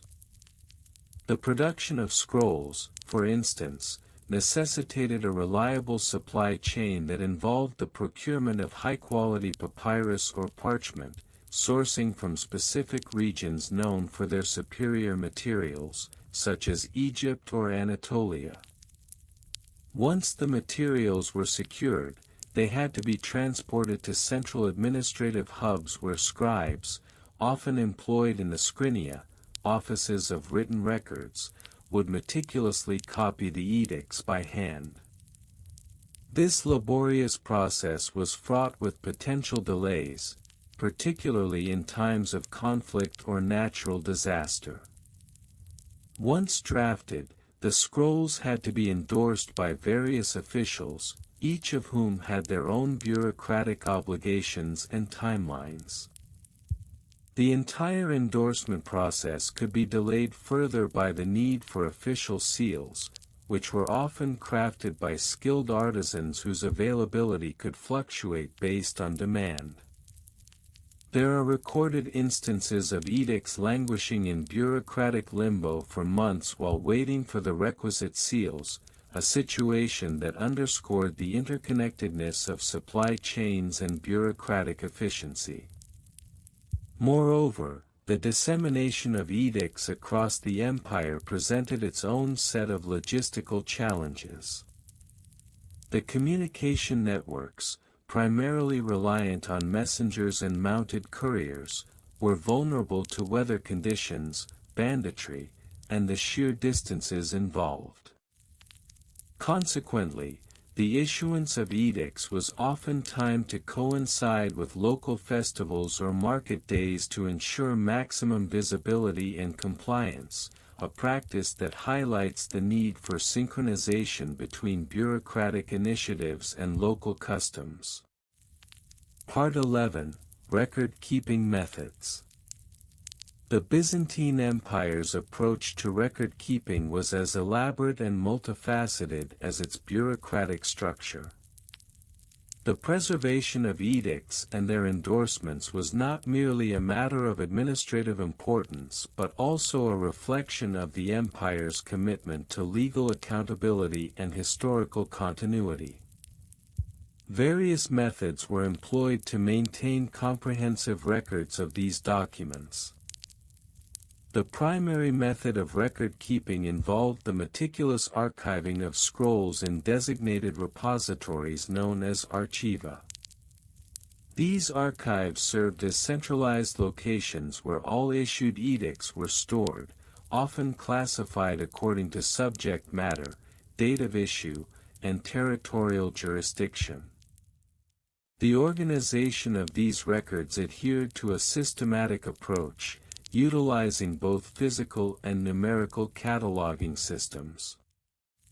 In addition to scrolls, summaries of key edicts were often inscribed on wax tablets, which could be easily updated and transported. Another method of record-keeping involved the use of libri, or books, which compiled significant edicts into a single volume for easier reference. These compilations were particularly important for legal scholars and officials who required access to past edicts for the interpretation of contemporary laws. The process of compiling these libri was labor-intensive, requiring skilled scribes to ensure fidelity to the original texts while also providing annotations and clarifications as necessary. The advent of the printing press would later revolutionize record-keeping practices. However, during the Byzantine period, the reliance on hand-copied documents necessitated an unwavering commitment to accuracy and detail. The possibility of human error loomed large, prompting officials to establish cross-referencing protocols that involved the comparison of multiple copies of the same edict across various archives. This rigorous method of verification served to safeguard against the potential for discrepancies and ensured the integrity of the bureaucratic process. In conclusion, the Byzantine imperial edict formatting procedures and scroll endorsement timelines represent a tapestry of intricate practices shaped by regional variations, bureaucratic regulations, logistical challenges, and meticulous record-keeping methods. The evolution of these procedures over time reflects the broader socio-political context of the empire, revealing an enduring commitment to legal order and administrative efficiency. While the minutiae of this history may appear tedious, they underscore the complexity and sophistication of Byzantine governance, inviting a deeper appreciation for the seemingly mundane aspects of imperial bureaucracy. The dull history of Byzantine imperial edict formatting procedures and scroll endorsement timelines has served as a rich tapestry of bureaucratic minutiae, weaving together the threads of governance, law, and administrative tradition. In this continuation, we will delve into the regional variations and comparisons in the application of edict formatting, the evolution of such procedures over different time periods, the bureaucratic regulations that govern these processes, an examination of the supply chain and logistics involved, and an overview of record-keeping methods. Each of these topics, though seemingly mundane, contributes to a broader understanding of the Byzantine administrative landscape. Regional variations and comparisons. Byzantium, at its zenith, encompassed a vast array of territories, each with its peculiarities that influenced the procedures for formatting imperial edicts. In the western provinces, such as Italy and the islands of Sicily and Corsica, there existed a tendency toward more elaborate ceremonial presentation of scrolls, often incorporating ornate scripts and gold leaf embellishments. This practice was reflective of the local nobility's desire to maintain a semblance of grandeur and prestige, as opposed to the more austere presentation favored in the eastern provinces where practicality often took precedence over aesthetics. For instance, in Thrace and Asia Minor, the scrolls were typically formatted in a more utilitarian style, featuring straightforward language and minimal ornamentation. This was partly due to the influence of the administrative practices adopted from the earlier Roman Empire, which emphasized brevity and clarity in official communications. Moreover, the proximity to the imperial capital of Constantinople facilitated a more standardized approach to edict formatting. However, local dialects and customs still seeped into the bureaucratic lexicon, resulting in subtle variations that could perplex even the most seasoned scribe. Comparative studies of regional variations reveal that while the core components of an edict, such as the preamble, the body, and the conclusion, remained consistent, the specific language used and the method of endorsement could differ significantly. For example, in the province of Egypt, the incorporation of Coptic terms and the employment of a distinct script known as Coptic Greek in edicts indicated a blending of cultural influences. This regional dialect allowed for more localized meanings and resonances, thereby reflecting the diverse demographic composition of the Byzantine Empire. Evolution over different time periods. The evolution of edict formatting procedures can be traced through the various dynastic changes and historical events that shaped the Byzantine Empire. During the early Byzantine period, circa 330 to 600 AD, edicts were often lengthy, filled with classical references, and reflective of the philosophical and theological debates of the time. The influence of the Christian Church was evident, as many edicts included references to divine will and the moral obligations of the populace. The use of Latin was still prevalent, though it began to wane in favor of Greek, reflecting the linguistic shift of the empire.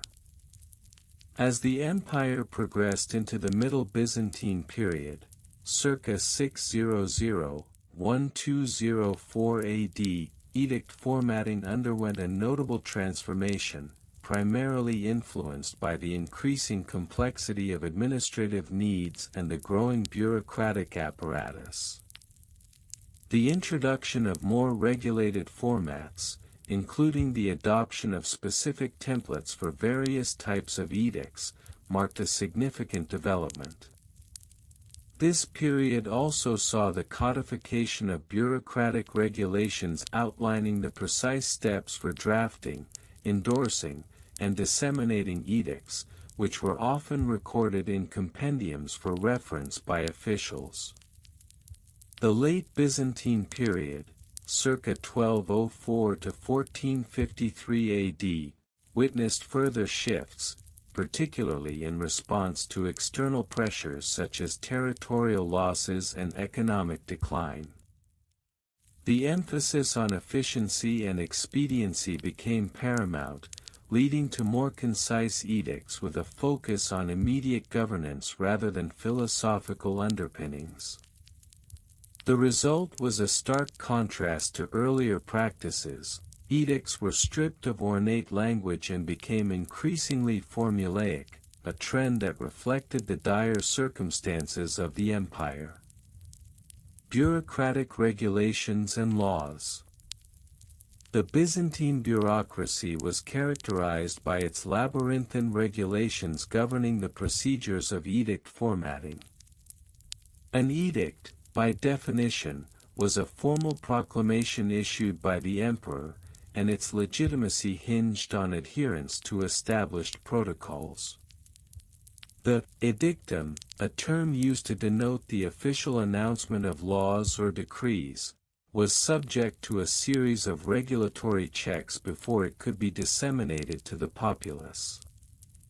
One notable regulation was the requirement for imperial edicts to undergo a review by a panel of legal scholars known as the syntagma, whose purpose was to ensure adherence to existing laws and precedents.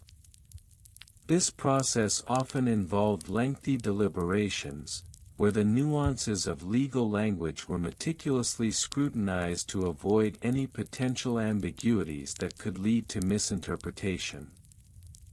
The syntagma's recommendations were then documented in a formal report that accompanied the edict, serving as an endorsement of its legal soundness. Once approved, the edict would proceed to the signaculum, a ceremonial act where the emperor would affix his seal, a unique insignia that symbolized his authority.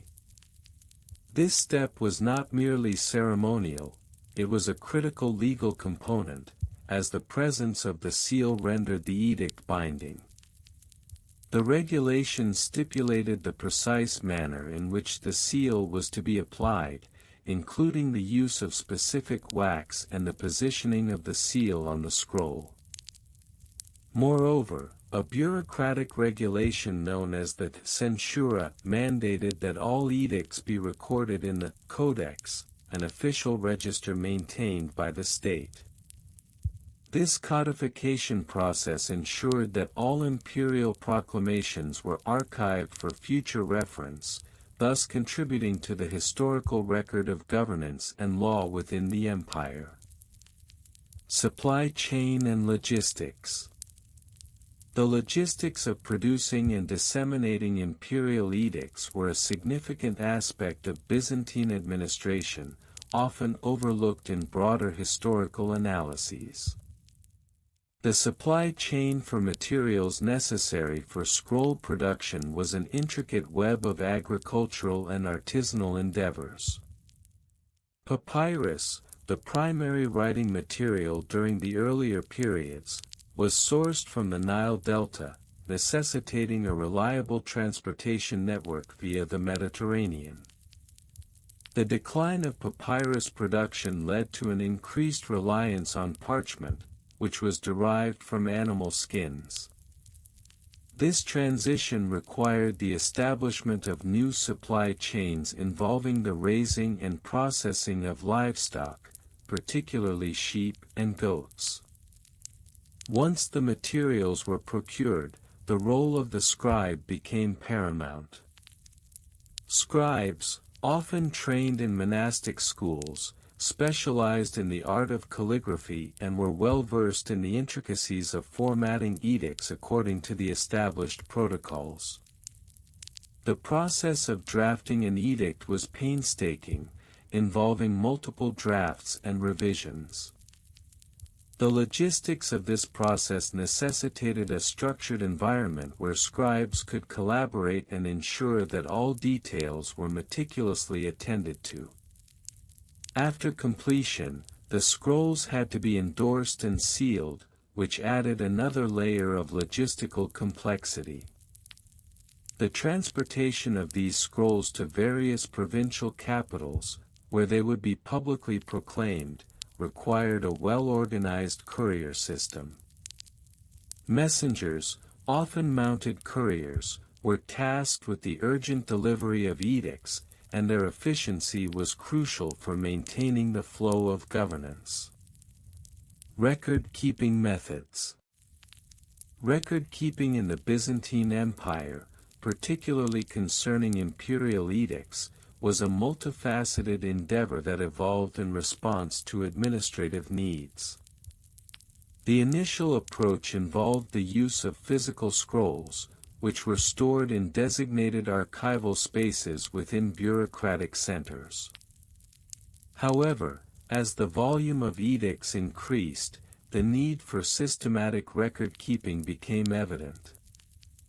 The development of the chancery system marked a turning point in administrative record-keeping. The chancery was responsible for the production, endorsement, and archiving of all official documents, including edicts. A sophisticated classification system was established to categorize edicts based on their subject matter, date of issuance, and intended audience. This system facilitated easier retrieval of documents and ensured that officials had access to relevant precedents when issuing new edicts. Additionally, the use of notitii, summary records that encapsulated the content of each edict, became a common practice. These summaries were often compiled into annual compendiums, allowing for a retrospective examination of governmental changes over time. The meticulous nature of these records contributed to a robust historical archive, enabling future generations to study the evolution of Byzantine governance. In conclusion, the Byzantine imperial edict formatting procedures and scroll endorsement timelines reveal an intricate web of regional variations, bureaucratic regulations, logistical challenges, and record-keeping methods. While the subject may seem tedious, it underscores the complexity and sophistication of Byzantine administration. The interplay of local customs, legal frameworks, and the demands of governance ultimately shaped a system that, despite its mundanity, played a crucial role in the continuity of one of history's most enduring empires. The dull history of Byzantine imperial edict formatting procedures and scroll endorsement timelines, a comprehensive examination of regional variations, evolution, bureaucratic regulations, supply chain, and record-keeping. Introduction. In our continued exploration of the Byzantine imperial edict formatting procedures and scroll endorsement timelines, we now embark on a detailed examination of regional variations and comparisons, the evolution of these practices over different historical periods, the bureaucratic regulations and laws that govern them, the intricacies of supply chains and logistics involved in their dissemination, and the meticulous methods of record-keeping that were employed. Each of these facets is laden with an abundance of detail that, while seemingly mundane, is critical to understanding the broader implications of these procedures within the Byzantine Empire. Regional variations and comparisons. The Byzantine Empire, at its zenith, encompassed a vast and diverse array of territories, each with its own local customs, linguistic nuances, and administrative practices. As such, the formatting of imperial edicts varied significantly from one region to another. In the provinces of Thrace and Macedonia, for instance, imperial decrees were often inscribed on parchment scrolls, which were characterized by their use of a specific type of ink derived from local plant sources. This ink, known for its deep black hue, was conducive to the clear visibility of text on the often coarse surface of animal skins used for scrolls. Conversely, in the more trade-oriented cities of Asia Minor, such as Ephesus and Smyrna, the use of papyrus became increasingly common due to its relatively lower cost and ease of production. The papyrus scrolls were often formatted in a more compact style, reflecting the bustling nature of commerce in these urban centers. The headers of these edicts might contain stylized motifs relevant to the local economy, such as wheat sheaves or maritime symbols, indicating a regional pride and identity that was often infused into bureaucratic documentation. Further complicating the picture, the provinces of Syria and Egypt showcased a unique blend of Greek and Arabic influences in their edict formatting. Here, the scrolls were often bilingual, accommodating both the Hellenic and Semitic populations. This resulted in a complex interplay of scripts, with Greek typically occupying the upper portion of the scroll, while Arabic would follow in a smaller script below. Such variations not only reflect the linguistic diversity of the empire but also underscore the political necessity of inclusivity in governance. Evolution over different time periods. As we traverse the annals of Byzantine history, we observe a gradual yet pronounced evolution in the formatting of imperial edicts and the endorsement timelines associated with them. During the early Byzantine period, approximately 330 to 500 CE, edicts were often lengthy, inscribed with elaborate calligraphy that showcased the emperor's authority and divine right to rule. The use of gold leaf embellishments was not uncommon, signifying the importance of the decree. The scrolls themselves were typically rolled with the seal of the emperor affixed at the end, a practice that not only authenticated the document but also served as a decorative flourish. However, as the empire entered the Middle Byzantine period, approximately 500 to 1000 CE, there was a noticeable shift towards more pragmatic and concise formatting. This transition can be attributed to the increasing demands of administrative efficiency, as the vast bureaucracy required faster processing times for edicts and responses.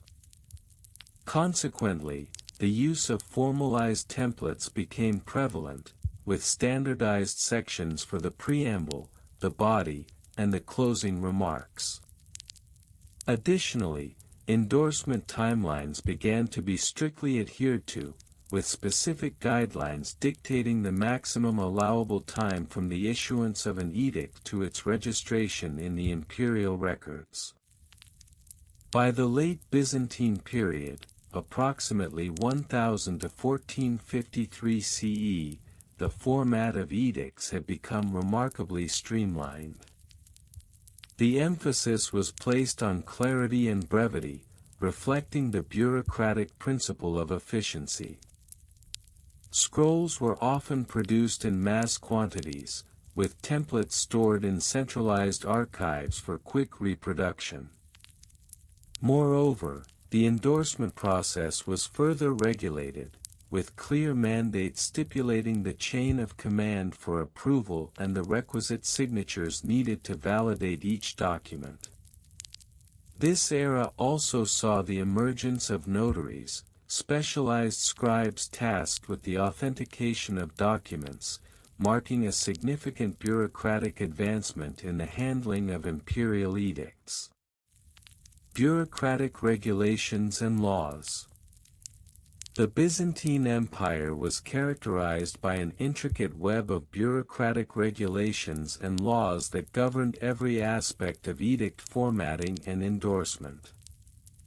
The Ekliga, a significant legal code compiled in the 8th century, served as a foundational document that outlined the procedures for issuing imperial decrees.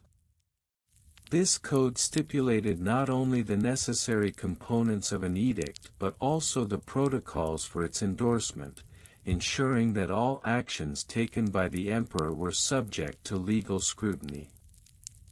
One of the key regulations mandated by the Ekliga was the requirement for a preliminary review of the content of an edict by a council of advisors. This council, comprising high-ranking officials and legal scholars, was tasked with ensuring that the proposed decree adhered to existing laws and was in the public interest. Such a review process was crucial in preventing arbitrary or capricious edicts that could disrupt the delicate balance of power within the empire. Moreover, the Byzantine legal tradition emphasized the importance of transparency in the endorsement process. Each edict had to be publicly announced in the agora, public square, of major cities, a practice that not only informed the populace of the emperor's decisions but also allowed for a period of public discourse before the edict was officially enacted. This public announcement was typically accompanied by the reading of the edict in front of a gathering of citizens, with local officials responsible for recording the reactions and feedback of the populace. Supply chain and logistics. The effective dissemination of imperial edicts across the vast territories of the Byzantine Empire necessitated a robust supply chain and logistics framework. The physical movement of scrolls was a meticulous process that involved a network of couriers and messengers who were tasked with delivering these documents to various provincial governors and local officials.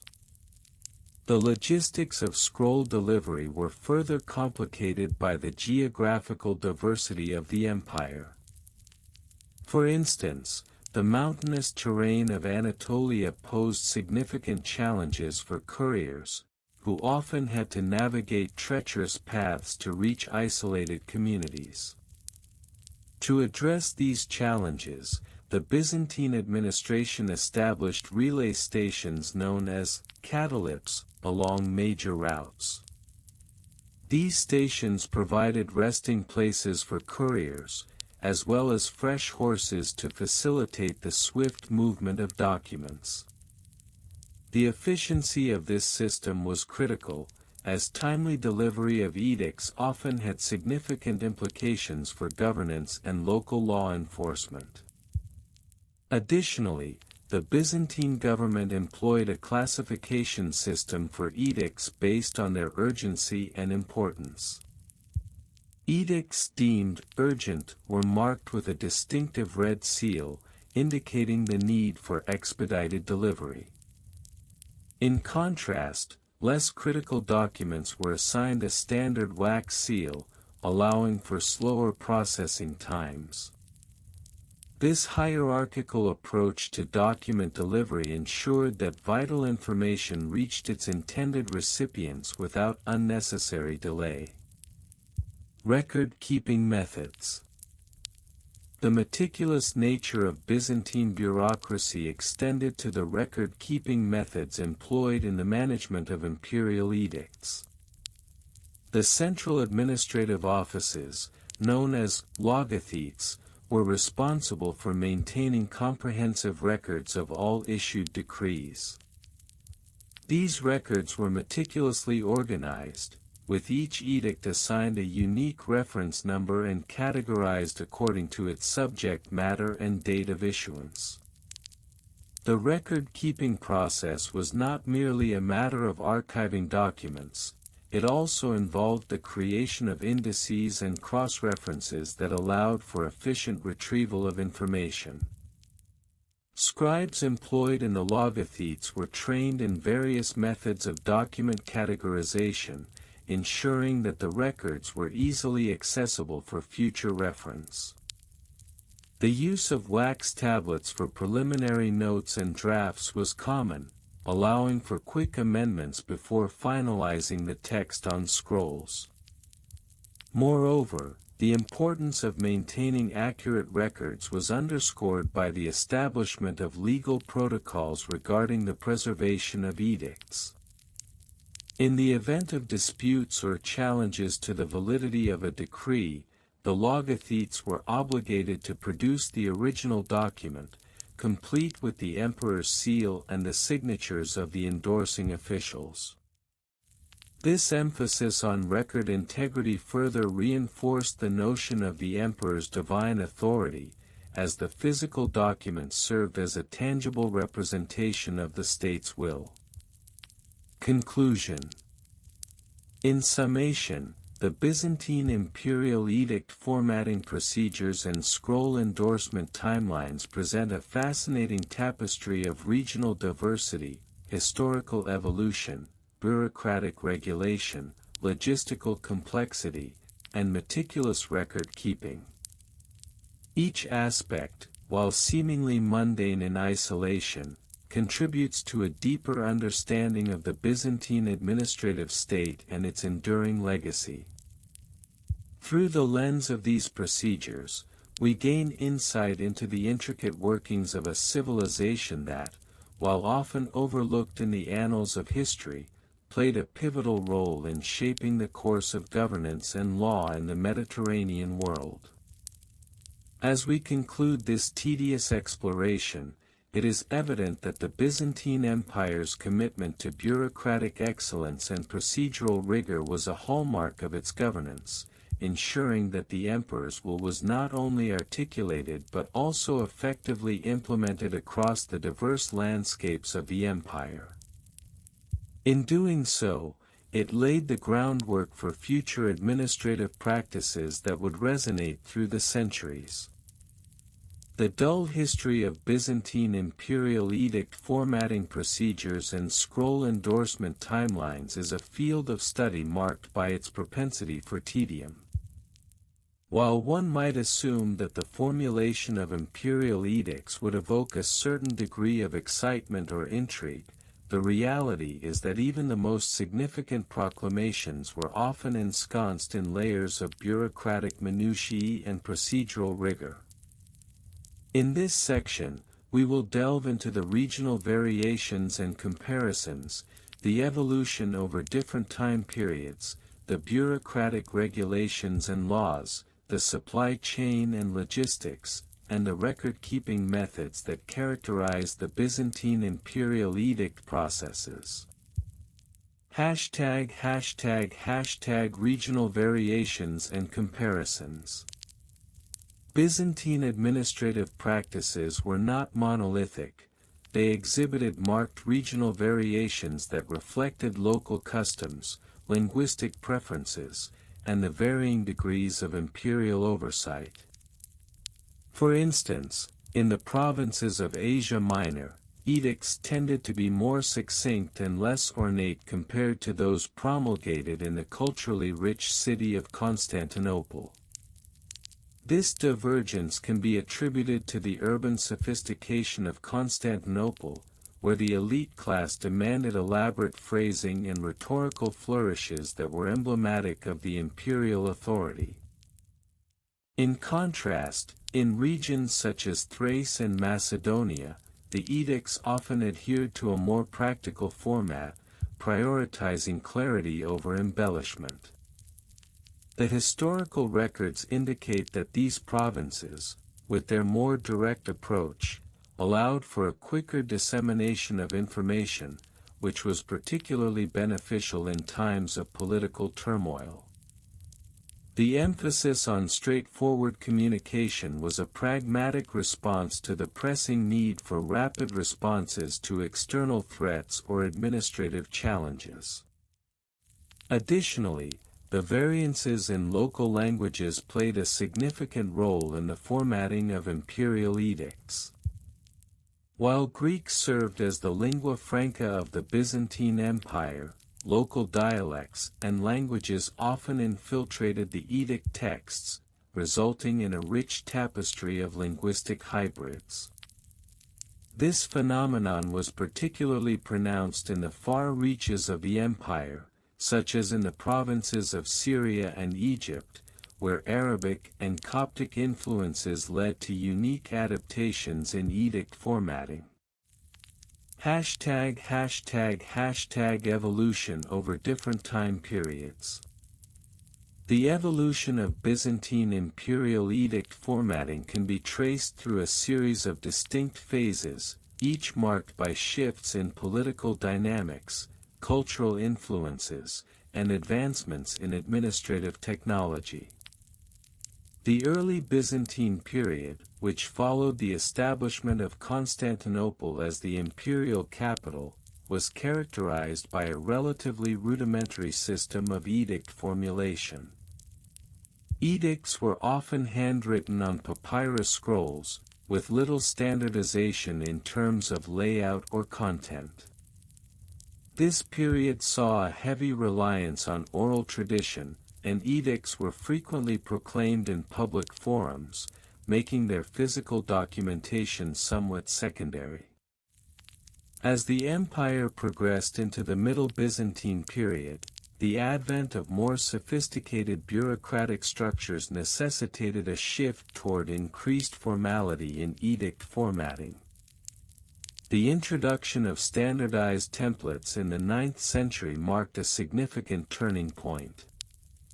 These templates provided a framework that included preambles, enumerations of the imperial authority, and closing benedictions. This formalization not only streamlined the process but also imbued the edicts with an air of gravitas that was deemed essential for maintaining imperial dignity. By the late Byzantine period, particularly in the 12th century, the combination of increased literacy rates and the proliferation of administrative texts led to an even further refinement of formatting procedures. Edicts began to incorporate extensive legal citations, referencing previous decrees and established laws. This evolution underscored the growing complexity of the Byzantine legal system, as well as the need for edicts to serve not only as proclamations of imperial will but also as integral components of the broader legal framework. #Bureaucratic regulations and laws. The Byzantine bureaucracy was characterized by a labyrinthine set of regulations and laws that governed the issuance and endorsement of imperial edicts. These regulations were meticulously codified in various compilations, such as the Ecclesia and the Basilica, which served as legal reference points for bureaucrats tasked with edict formulation. The Ecclesia, in particular, delineated not only the content of edicts but also the procedures for their endorsement, ensuring that each step of the process adhered to established norms. One notable regulation involved the necessity of having an edict endorsed by multiple officials before it could be considered valid. This multi-tiered endorsement process was designed to prevent the arbitrary exercise of power and to ensure that multiple perspectives were considered in the formulation of policy. As a result, the path from the initial drafting of an edict to its final endorsement could be protracted, sometimes taking weeks or even months, depending on the complexity of the matter at hand. Furthermore, the Byzantine system mandated rigorous record-keeping practices, requiring that all edicts be catalogued in official registers maintained by the central administration. These registers, often referred to as archival rolls, were essential for maintaining an accurate record of imperial decisions and ensuring accountability. The meticulous nature of this record-keeping cannot be overstated. Each entry was expected to include the date of issuance, the names of the endorsing officials, and a detailed summary of the edict's contents. Supply chain and logistics. The issuance of imperial edicts was not merely a matter of drafting documents, it involved a complex supply chain and logistical framework that ensured the timely dissemination of information across the vast Byzantine Empire. The imperial bureaucracy operated a network of couriers and messengers, often referred to as angels, who were responsible for delivering edicts to provincial governors and local officials. These couriers were typically selected for their speed and reliability, reflecting the vital role they played in maintaining the flow of communication. In many cases, the logistics of edict dissemination were hampered by geographical challenges. The rugged terrain of regions such as Armenia and the vast deserts of Egypt posed significant obstacles to swift communication.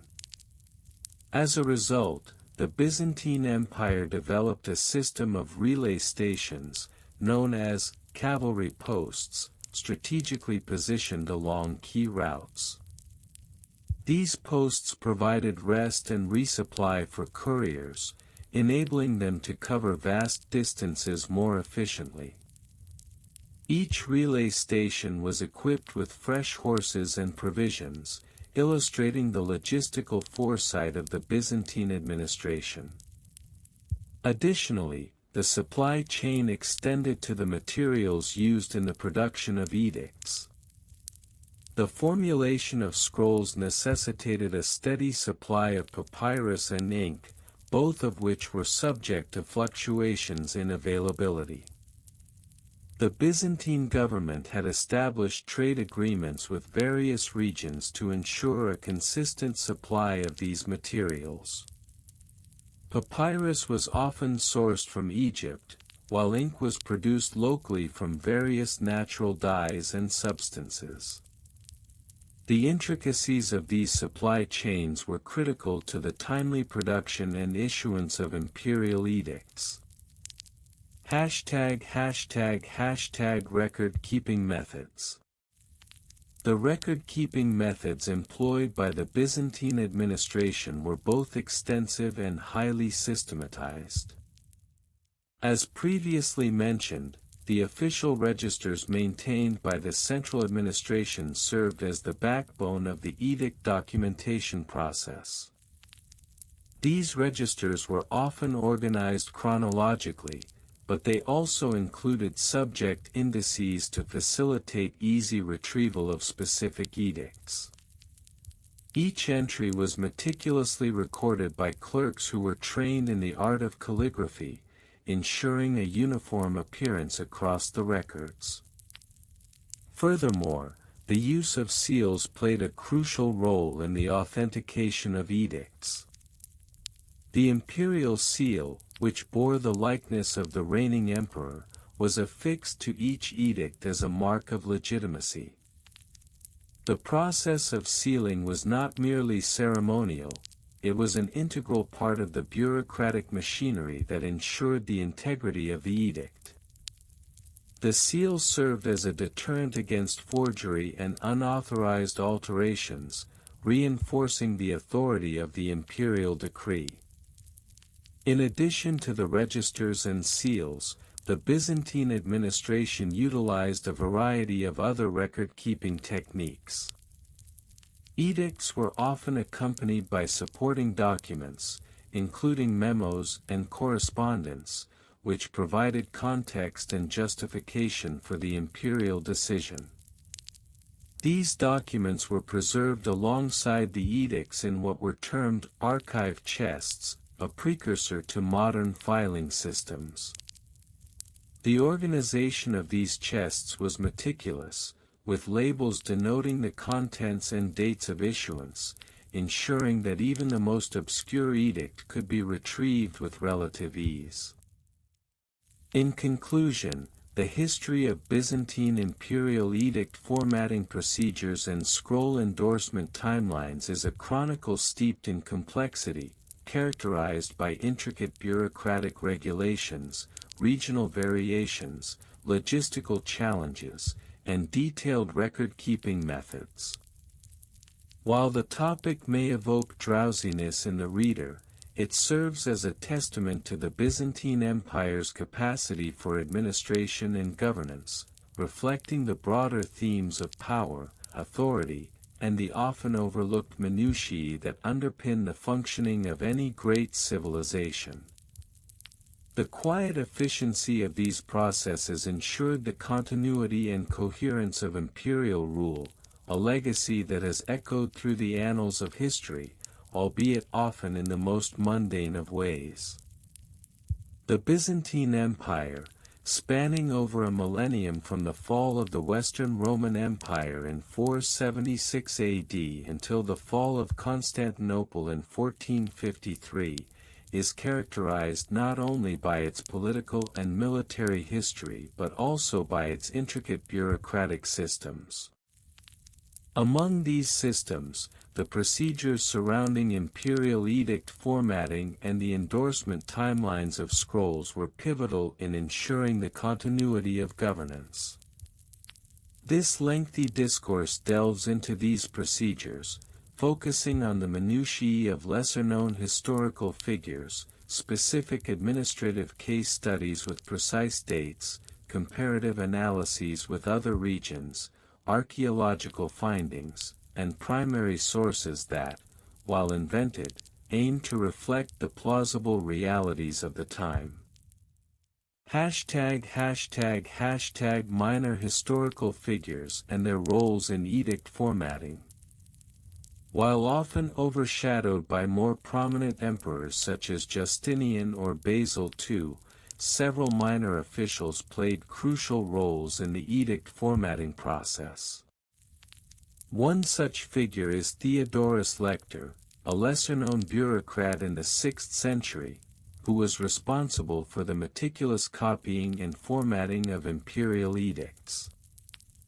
Theodorus was known for his strict adherence to the Codex Theodosianus formatting rules, which required specific margins, line spacing, and the use of particular ink colors. His contributions, though not celebrated in history, ensured that the edicts maintained a standardized appearance, which was vital for legal validity.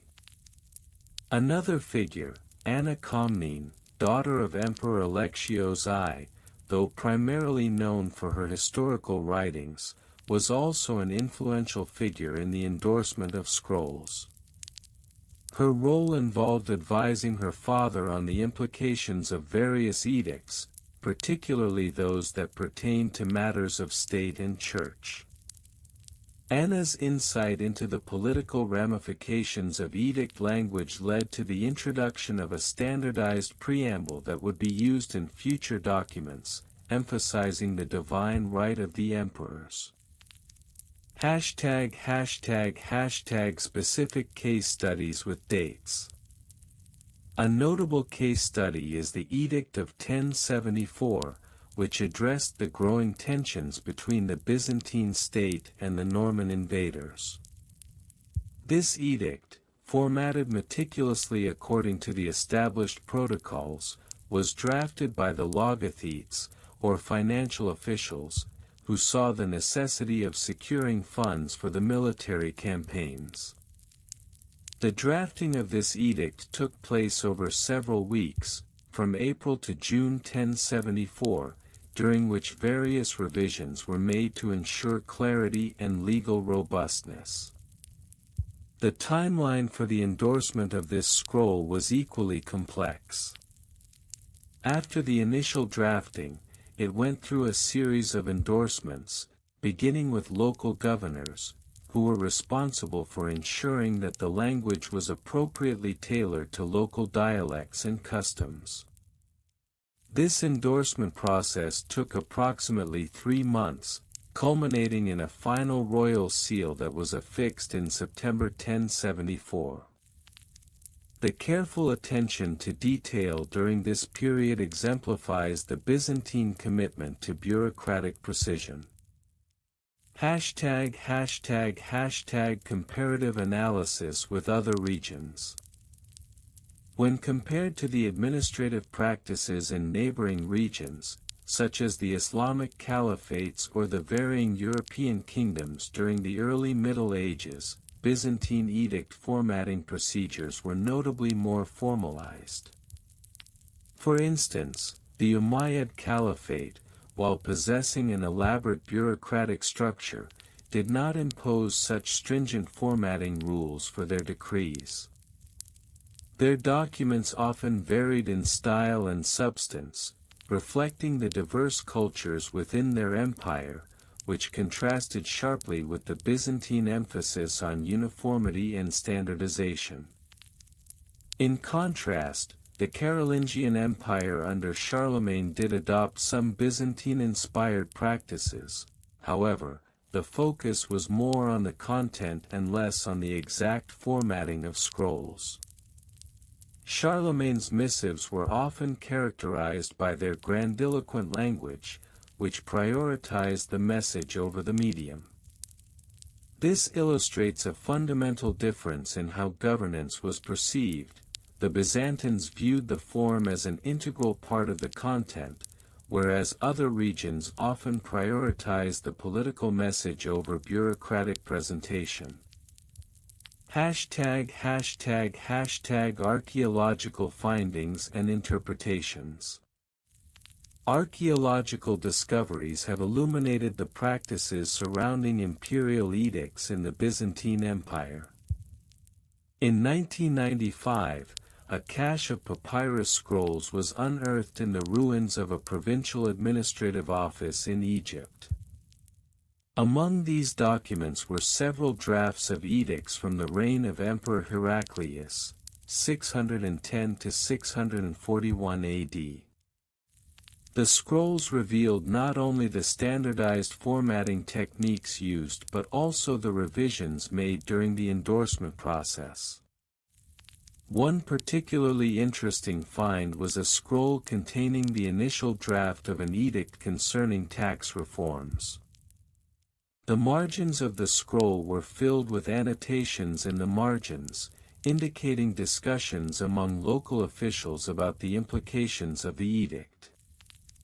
These annotations provide valuable insight into the bureaucratic deliberations that accompanied the formal processes of edict issuance. The meticulous nature of these documents underscores the Byzantine commitment to a well-regulated administrative framework. #Primary source quotations. In an effort to reflect the bureaucratic spirit of the Byzantine Empire, one might imagine a fictional account of a bureaucratic meeting during the reign of Emperor Manuel I Komnenos, 1143 to 1180. In this exchange, officials might have said, "Let it be decreed that all scrolls must adhere to the prescribed dimensions, lest they be deemed invalid. Our ancestors have shown us the path of diligence, and we shall not stray from their teachings," proclaimed the logothetes, casting a serious glance around the room. Another imagined exchange could highlight the importance of linguistic precision in edict formulation. "Words hold power, they are the vessels of our intentions," remarked a scribe named Michael, as he adjusted the quill in his hand. A comma misplaced could lead to insurrection, while a properly placed semicolon might secure our peace. Conclusion. In conclusion, the Byzantine imperial edict formatting procedures and scroll endorsement timelines encapsulated a rich tapestry of bureaucratic evolution characterized by minor figures whose contributions often went unnoticed, intricate case studies that reveal the complexities of governance, and archaeological findings that have provided a window into the past. The comparative analysis with other regions further illustrates the unique position of Byzantine administrative practices in the broader context of medieval governance. This discussion, while seemingly tedious and exhaustive, serves to highlight the crucial yet often overlooked aspects of Byzantine history that contributed to the stability and longevity of one of history's most enduring empires. The meticulous nature of edict formatting, combined with the endorsement processes, reflects a civilization that valued order, precision, and a deep respect for the written word, an essential foundation upon which the Byzantine Empire built its historical legacy. The Byzantine Empire, spanning over a millennium from the fall of the Western Roman Empire in 476 AD until the fall of Constantinople in 1453, is characterized not only by its political and military history but also by its intricate bureaucratic systems.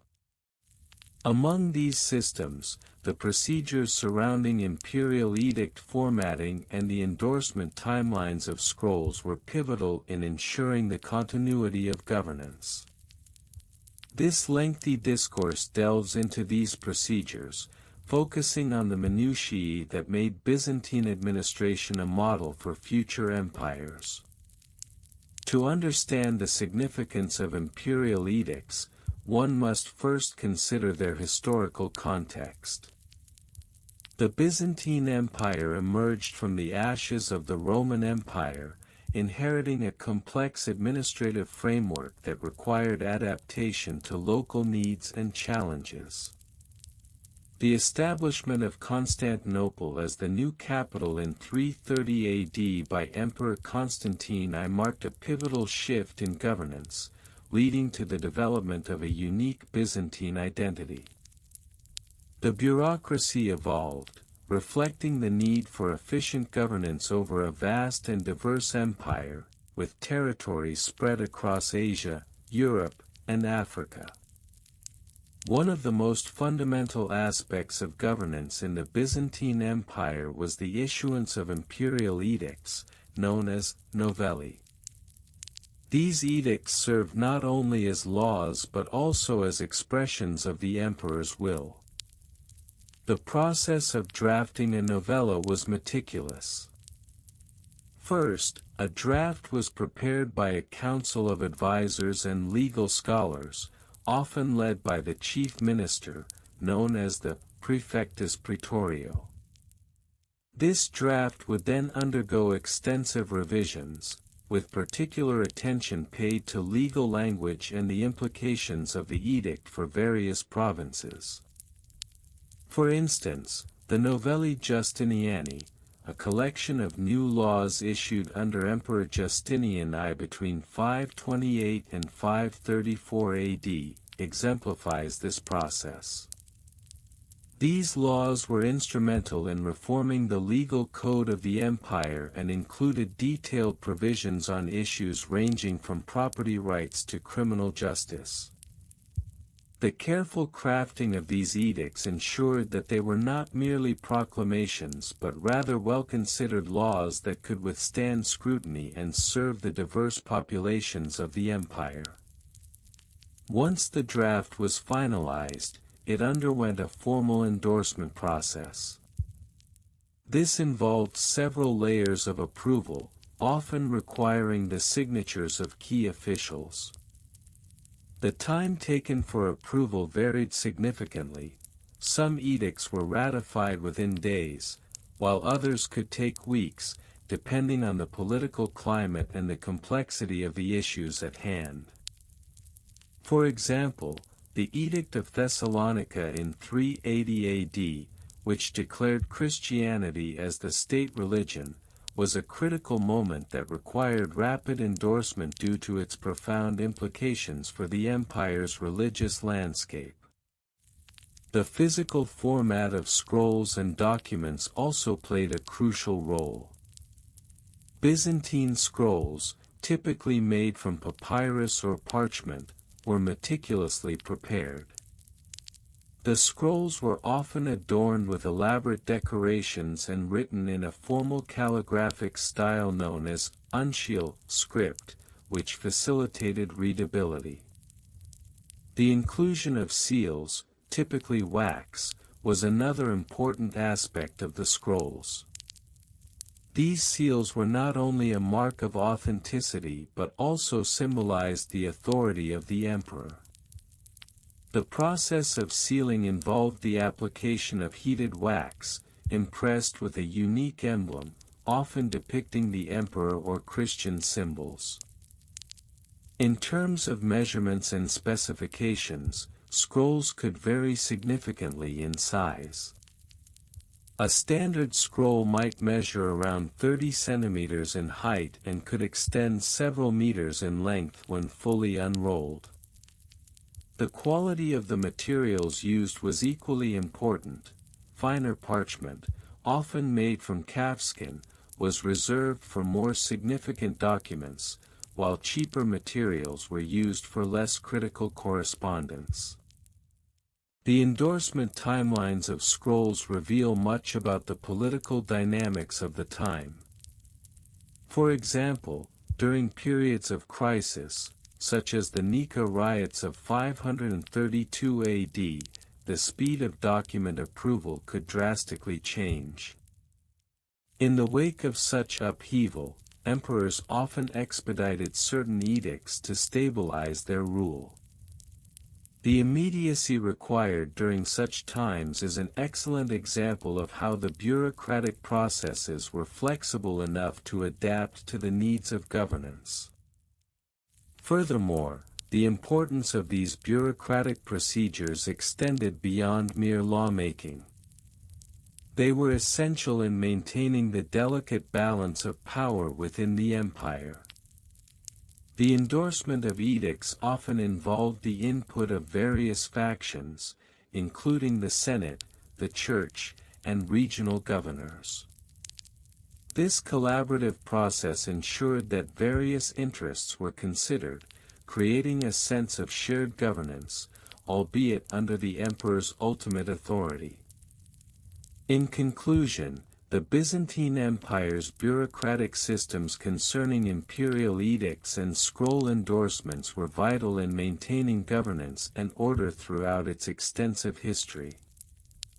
These procedures not only demonstrated the complexity of the empire's administration but also reflected the broader political, social, and cultural currents that defined Byzantine society. As such, the methods employed in the drafting and endorsement of imperial edicts remain a fascinating study of governance that would influence administrative practices in subsequent empires and states. The Byzantine Empire, renowned for its intricate bureaucracy and legalistic culture, exhibited a uniquely detailed approach to the formatting of imperial edicts and the endorsement procedures associated with scrolls.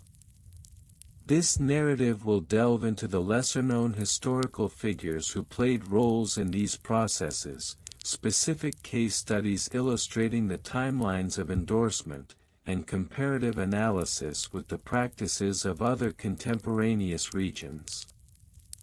To fully grasp the Byzantine edict formatting procedures, one must first consider the bureaucratic framework established during the reign of Emperor Justinian I, 527 to 565 CE.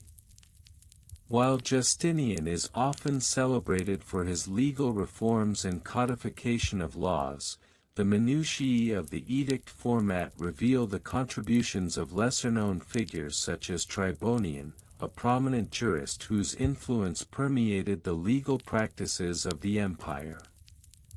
Tribonian, not merely a compiler but an innovator, was pivotal in standardizing the edict structure.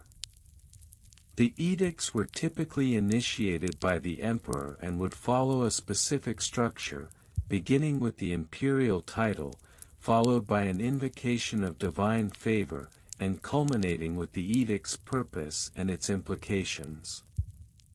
It is recorded that Tribonian proposed the inclusion of a standard preamble that invoked the sacrosanct authority of the emperor, thus reinforcing the divine right of rulership as a foundational aspect of Byzantine governance.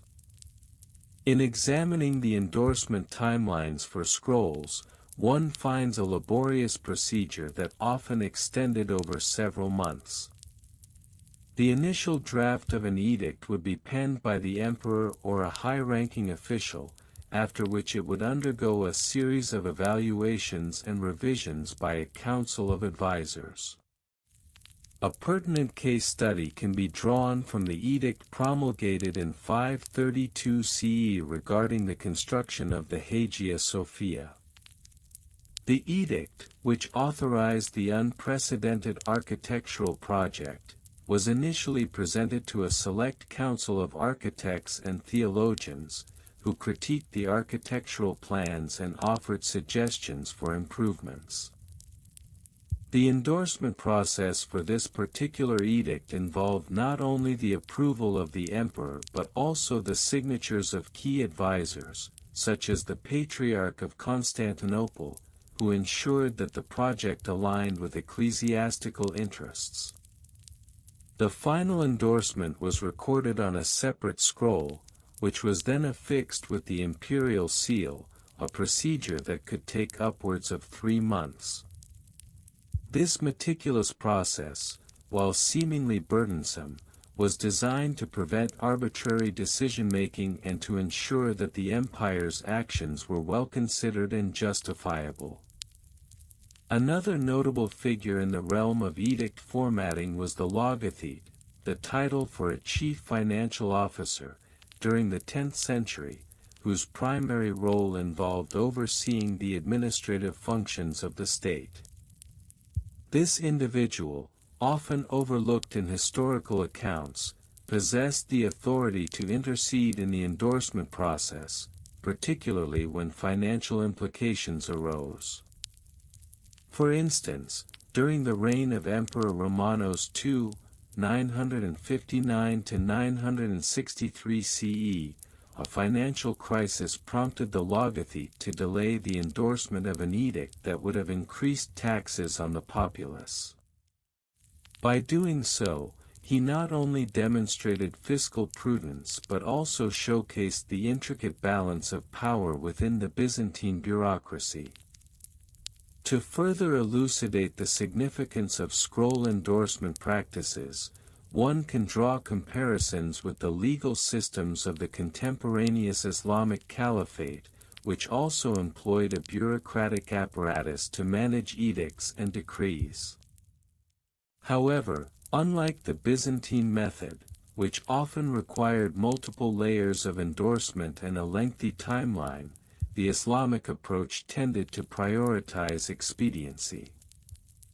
An edict from the caliph could be issued with far fewer layers of approval, often resulting in immediate implementation. This contrast highlights a fundamental difference in governance philosophies. The Byzantine Empire favored deliberation and consensus, while the Islamic Caliphate leaned towards swift action. Archaeological findings have also contributed to our understanding of edict endorsement procedures. In the early 21st century, excavations in the ruins of Constantinople uncovered a series of clay tablets inscribed with legal decrees dating back to the 6th century. These tablets provided invaluable insights into the formatting conventions of the time, revealing that edicts were not merely written on parchment or papyrus but could also be inscribed on durable materials for posterity. The existence of these tablets suggests that some edicts were intended for long-term reference, reinforcing their importance within both legal and historical contexts. In examining primary sources, one can draw upon fictionalized yet plausible quotations that reflect the attitudes of officials during the endorsement processes. A hypothetical statement from a Byzantine logothete might read, "In the weighing of this edict, let it be known that the balance of the state's treasury must not be tipped without the careful consideration of all advisers, lest we invite the wrath of both our subjects and the divine."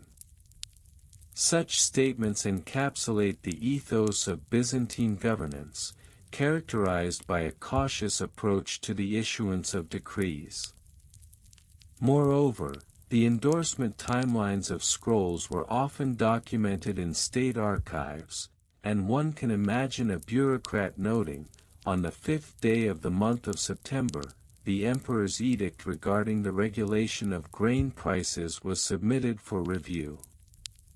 After a fortnight of deliberation, it received the seal of approval on the 20th day, marking an end to a process that began in the early summer months. This fictional account reflects the protracted nature of Byzantine governance, where each decision was meticulously recorded, analyzed, and debated.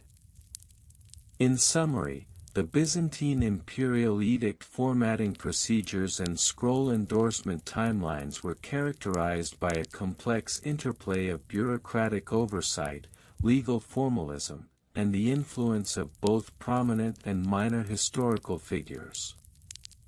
Through detailed examination of specific case studies and comparative analysis with other regions, one can appreciate the intricate and often tedious nature of Byzantine governance.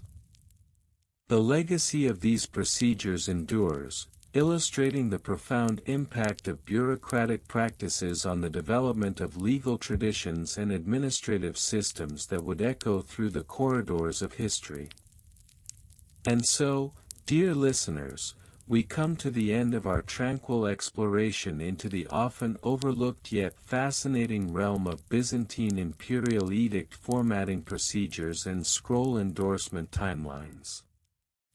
As we have journeyed through the intricacies of parchment and seals, the careful crafting of legal language, and the meticulous timelines that govern the dissemination of these vital documents, we hope you have found a sense of calm and tranquility in the process. We began our voyage with the historical context of the Byzantine Empire, a world rich with culture, governance, and a unique approach to administration that was both methodical and profound. We delved into the artistry of scroll making, the significance of the right materials, and the importance of legibility and precision in edict formulation. Each step of the process was not merely a bureaucratic necessity, but rather a reflection of the values and ideals that shaped an empire. As we moved deeper into the nuances of endorsement timelines, we uncovered the layers of approval required before an edict could be enacted, revealing the intricate dance of power and responsibility. The patience and diligence required in this process serve as a gentle reminder of the importance of thoughtfulness in our own lives, encouraging us to embrace a slower pace, especially in today's fast-moving world. Now, as we prepare to drift into a restful night, we would like to take a moment to express our heartfelt gratitude to you, our listeners. Thank you for joining us on this serene journey through history. We hope that the soothing narrative has provided not only knowledge but also a sense of peace and relaxation, easing your mind and preparing you for a restful sleep. Remember, if you wish to revisit any part of our discussion or let the soothing sounds of history wash over you again, feel free to replay this gentle exploration. There's no rush, let the soothing cadence of our words guide you back to tranquility whenever you desire. As you nestle into your bed, let the weight of the day gently slip away, and allow your mind to wander freely, embracing the calm that surrounds you.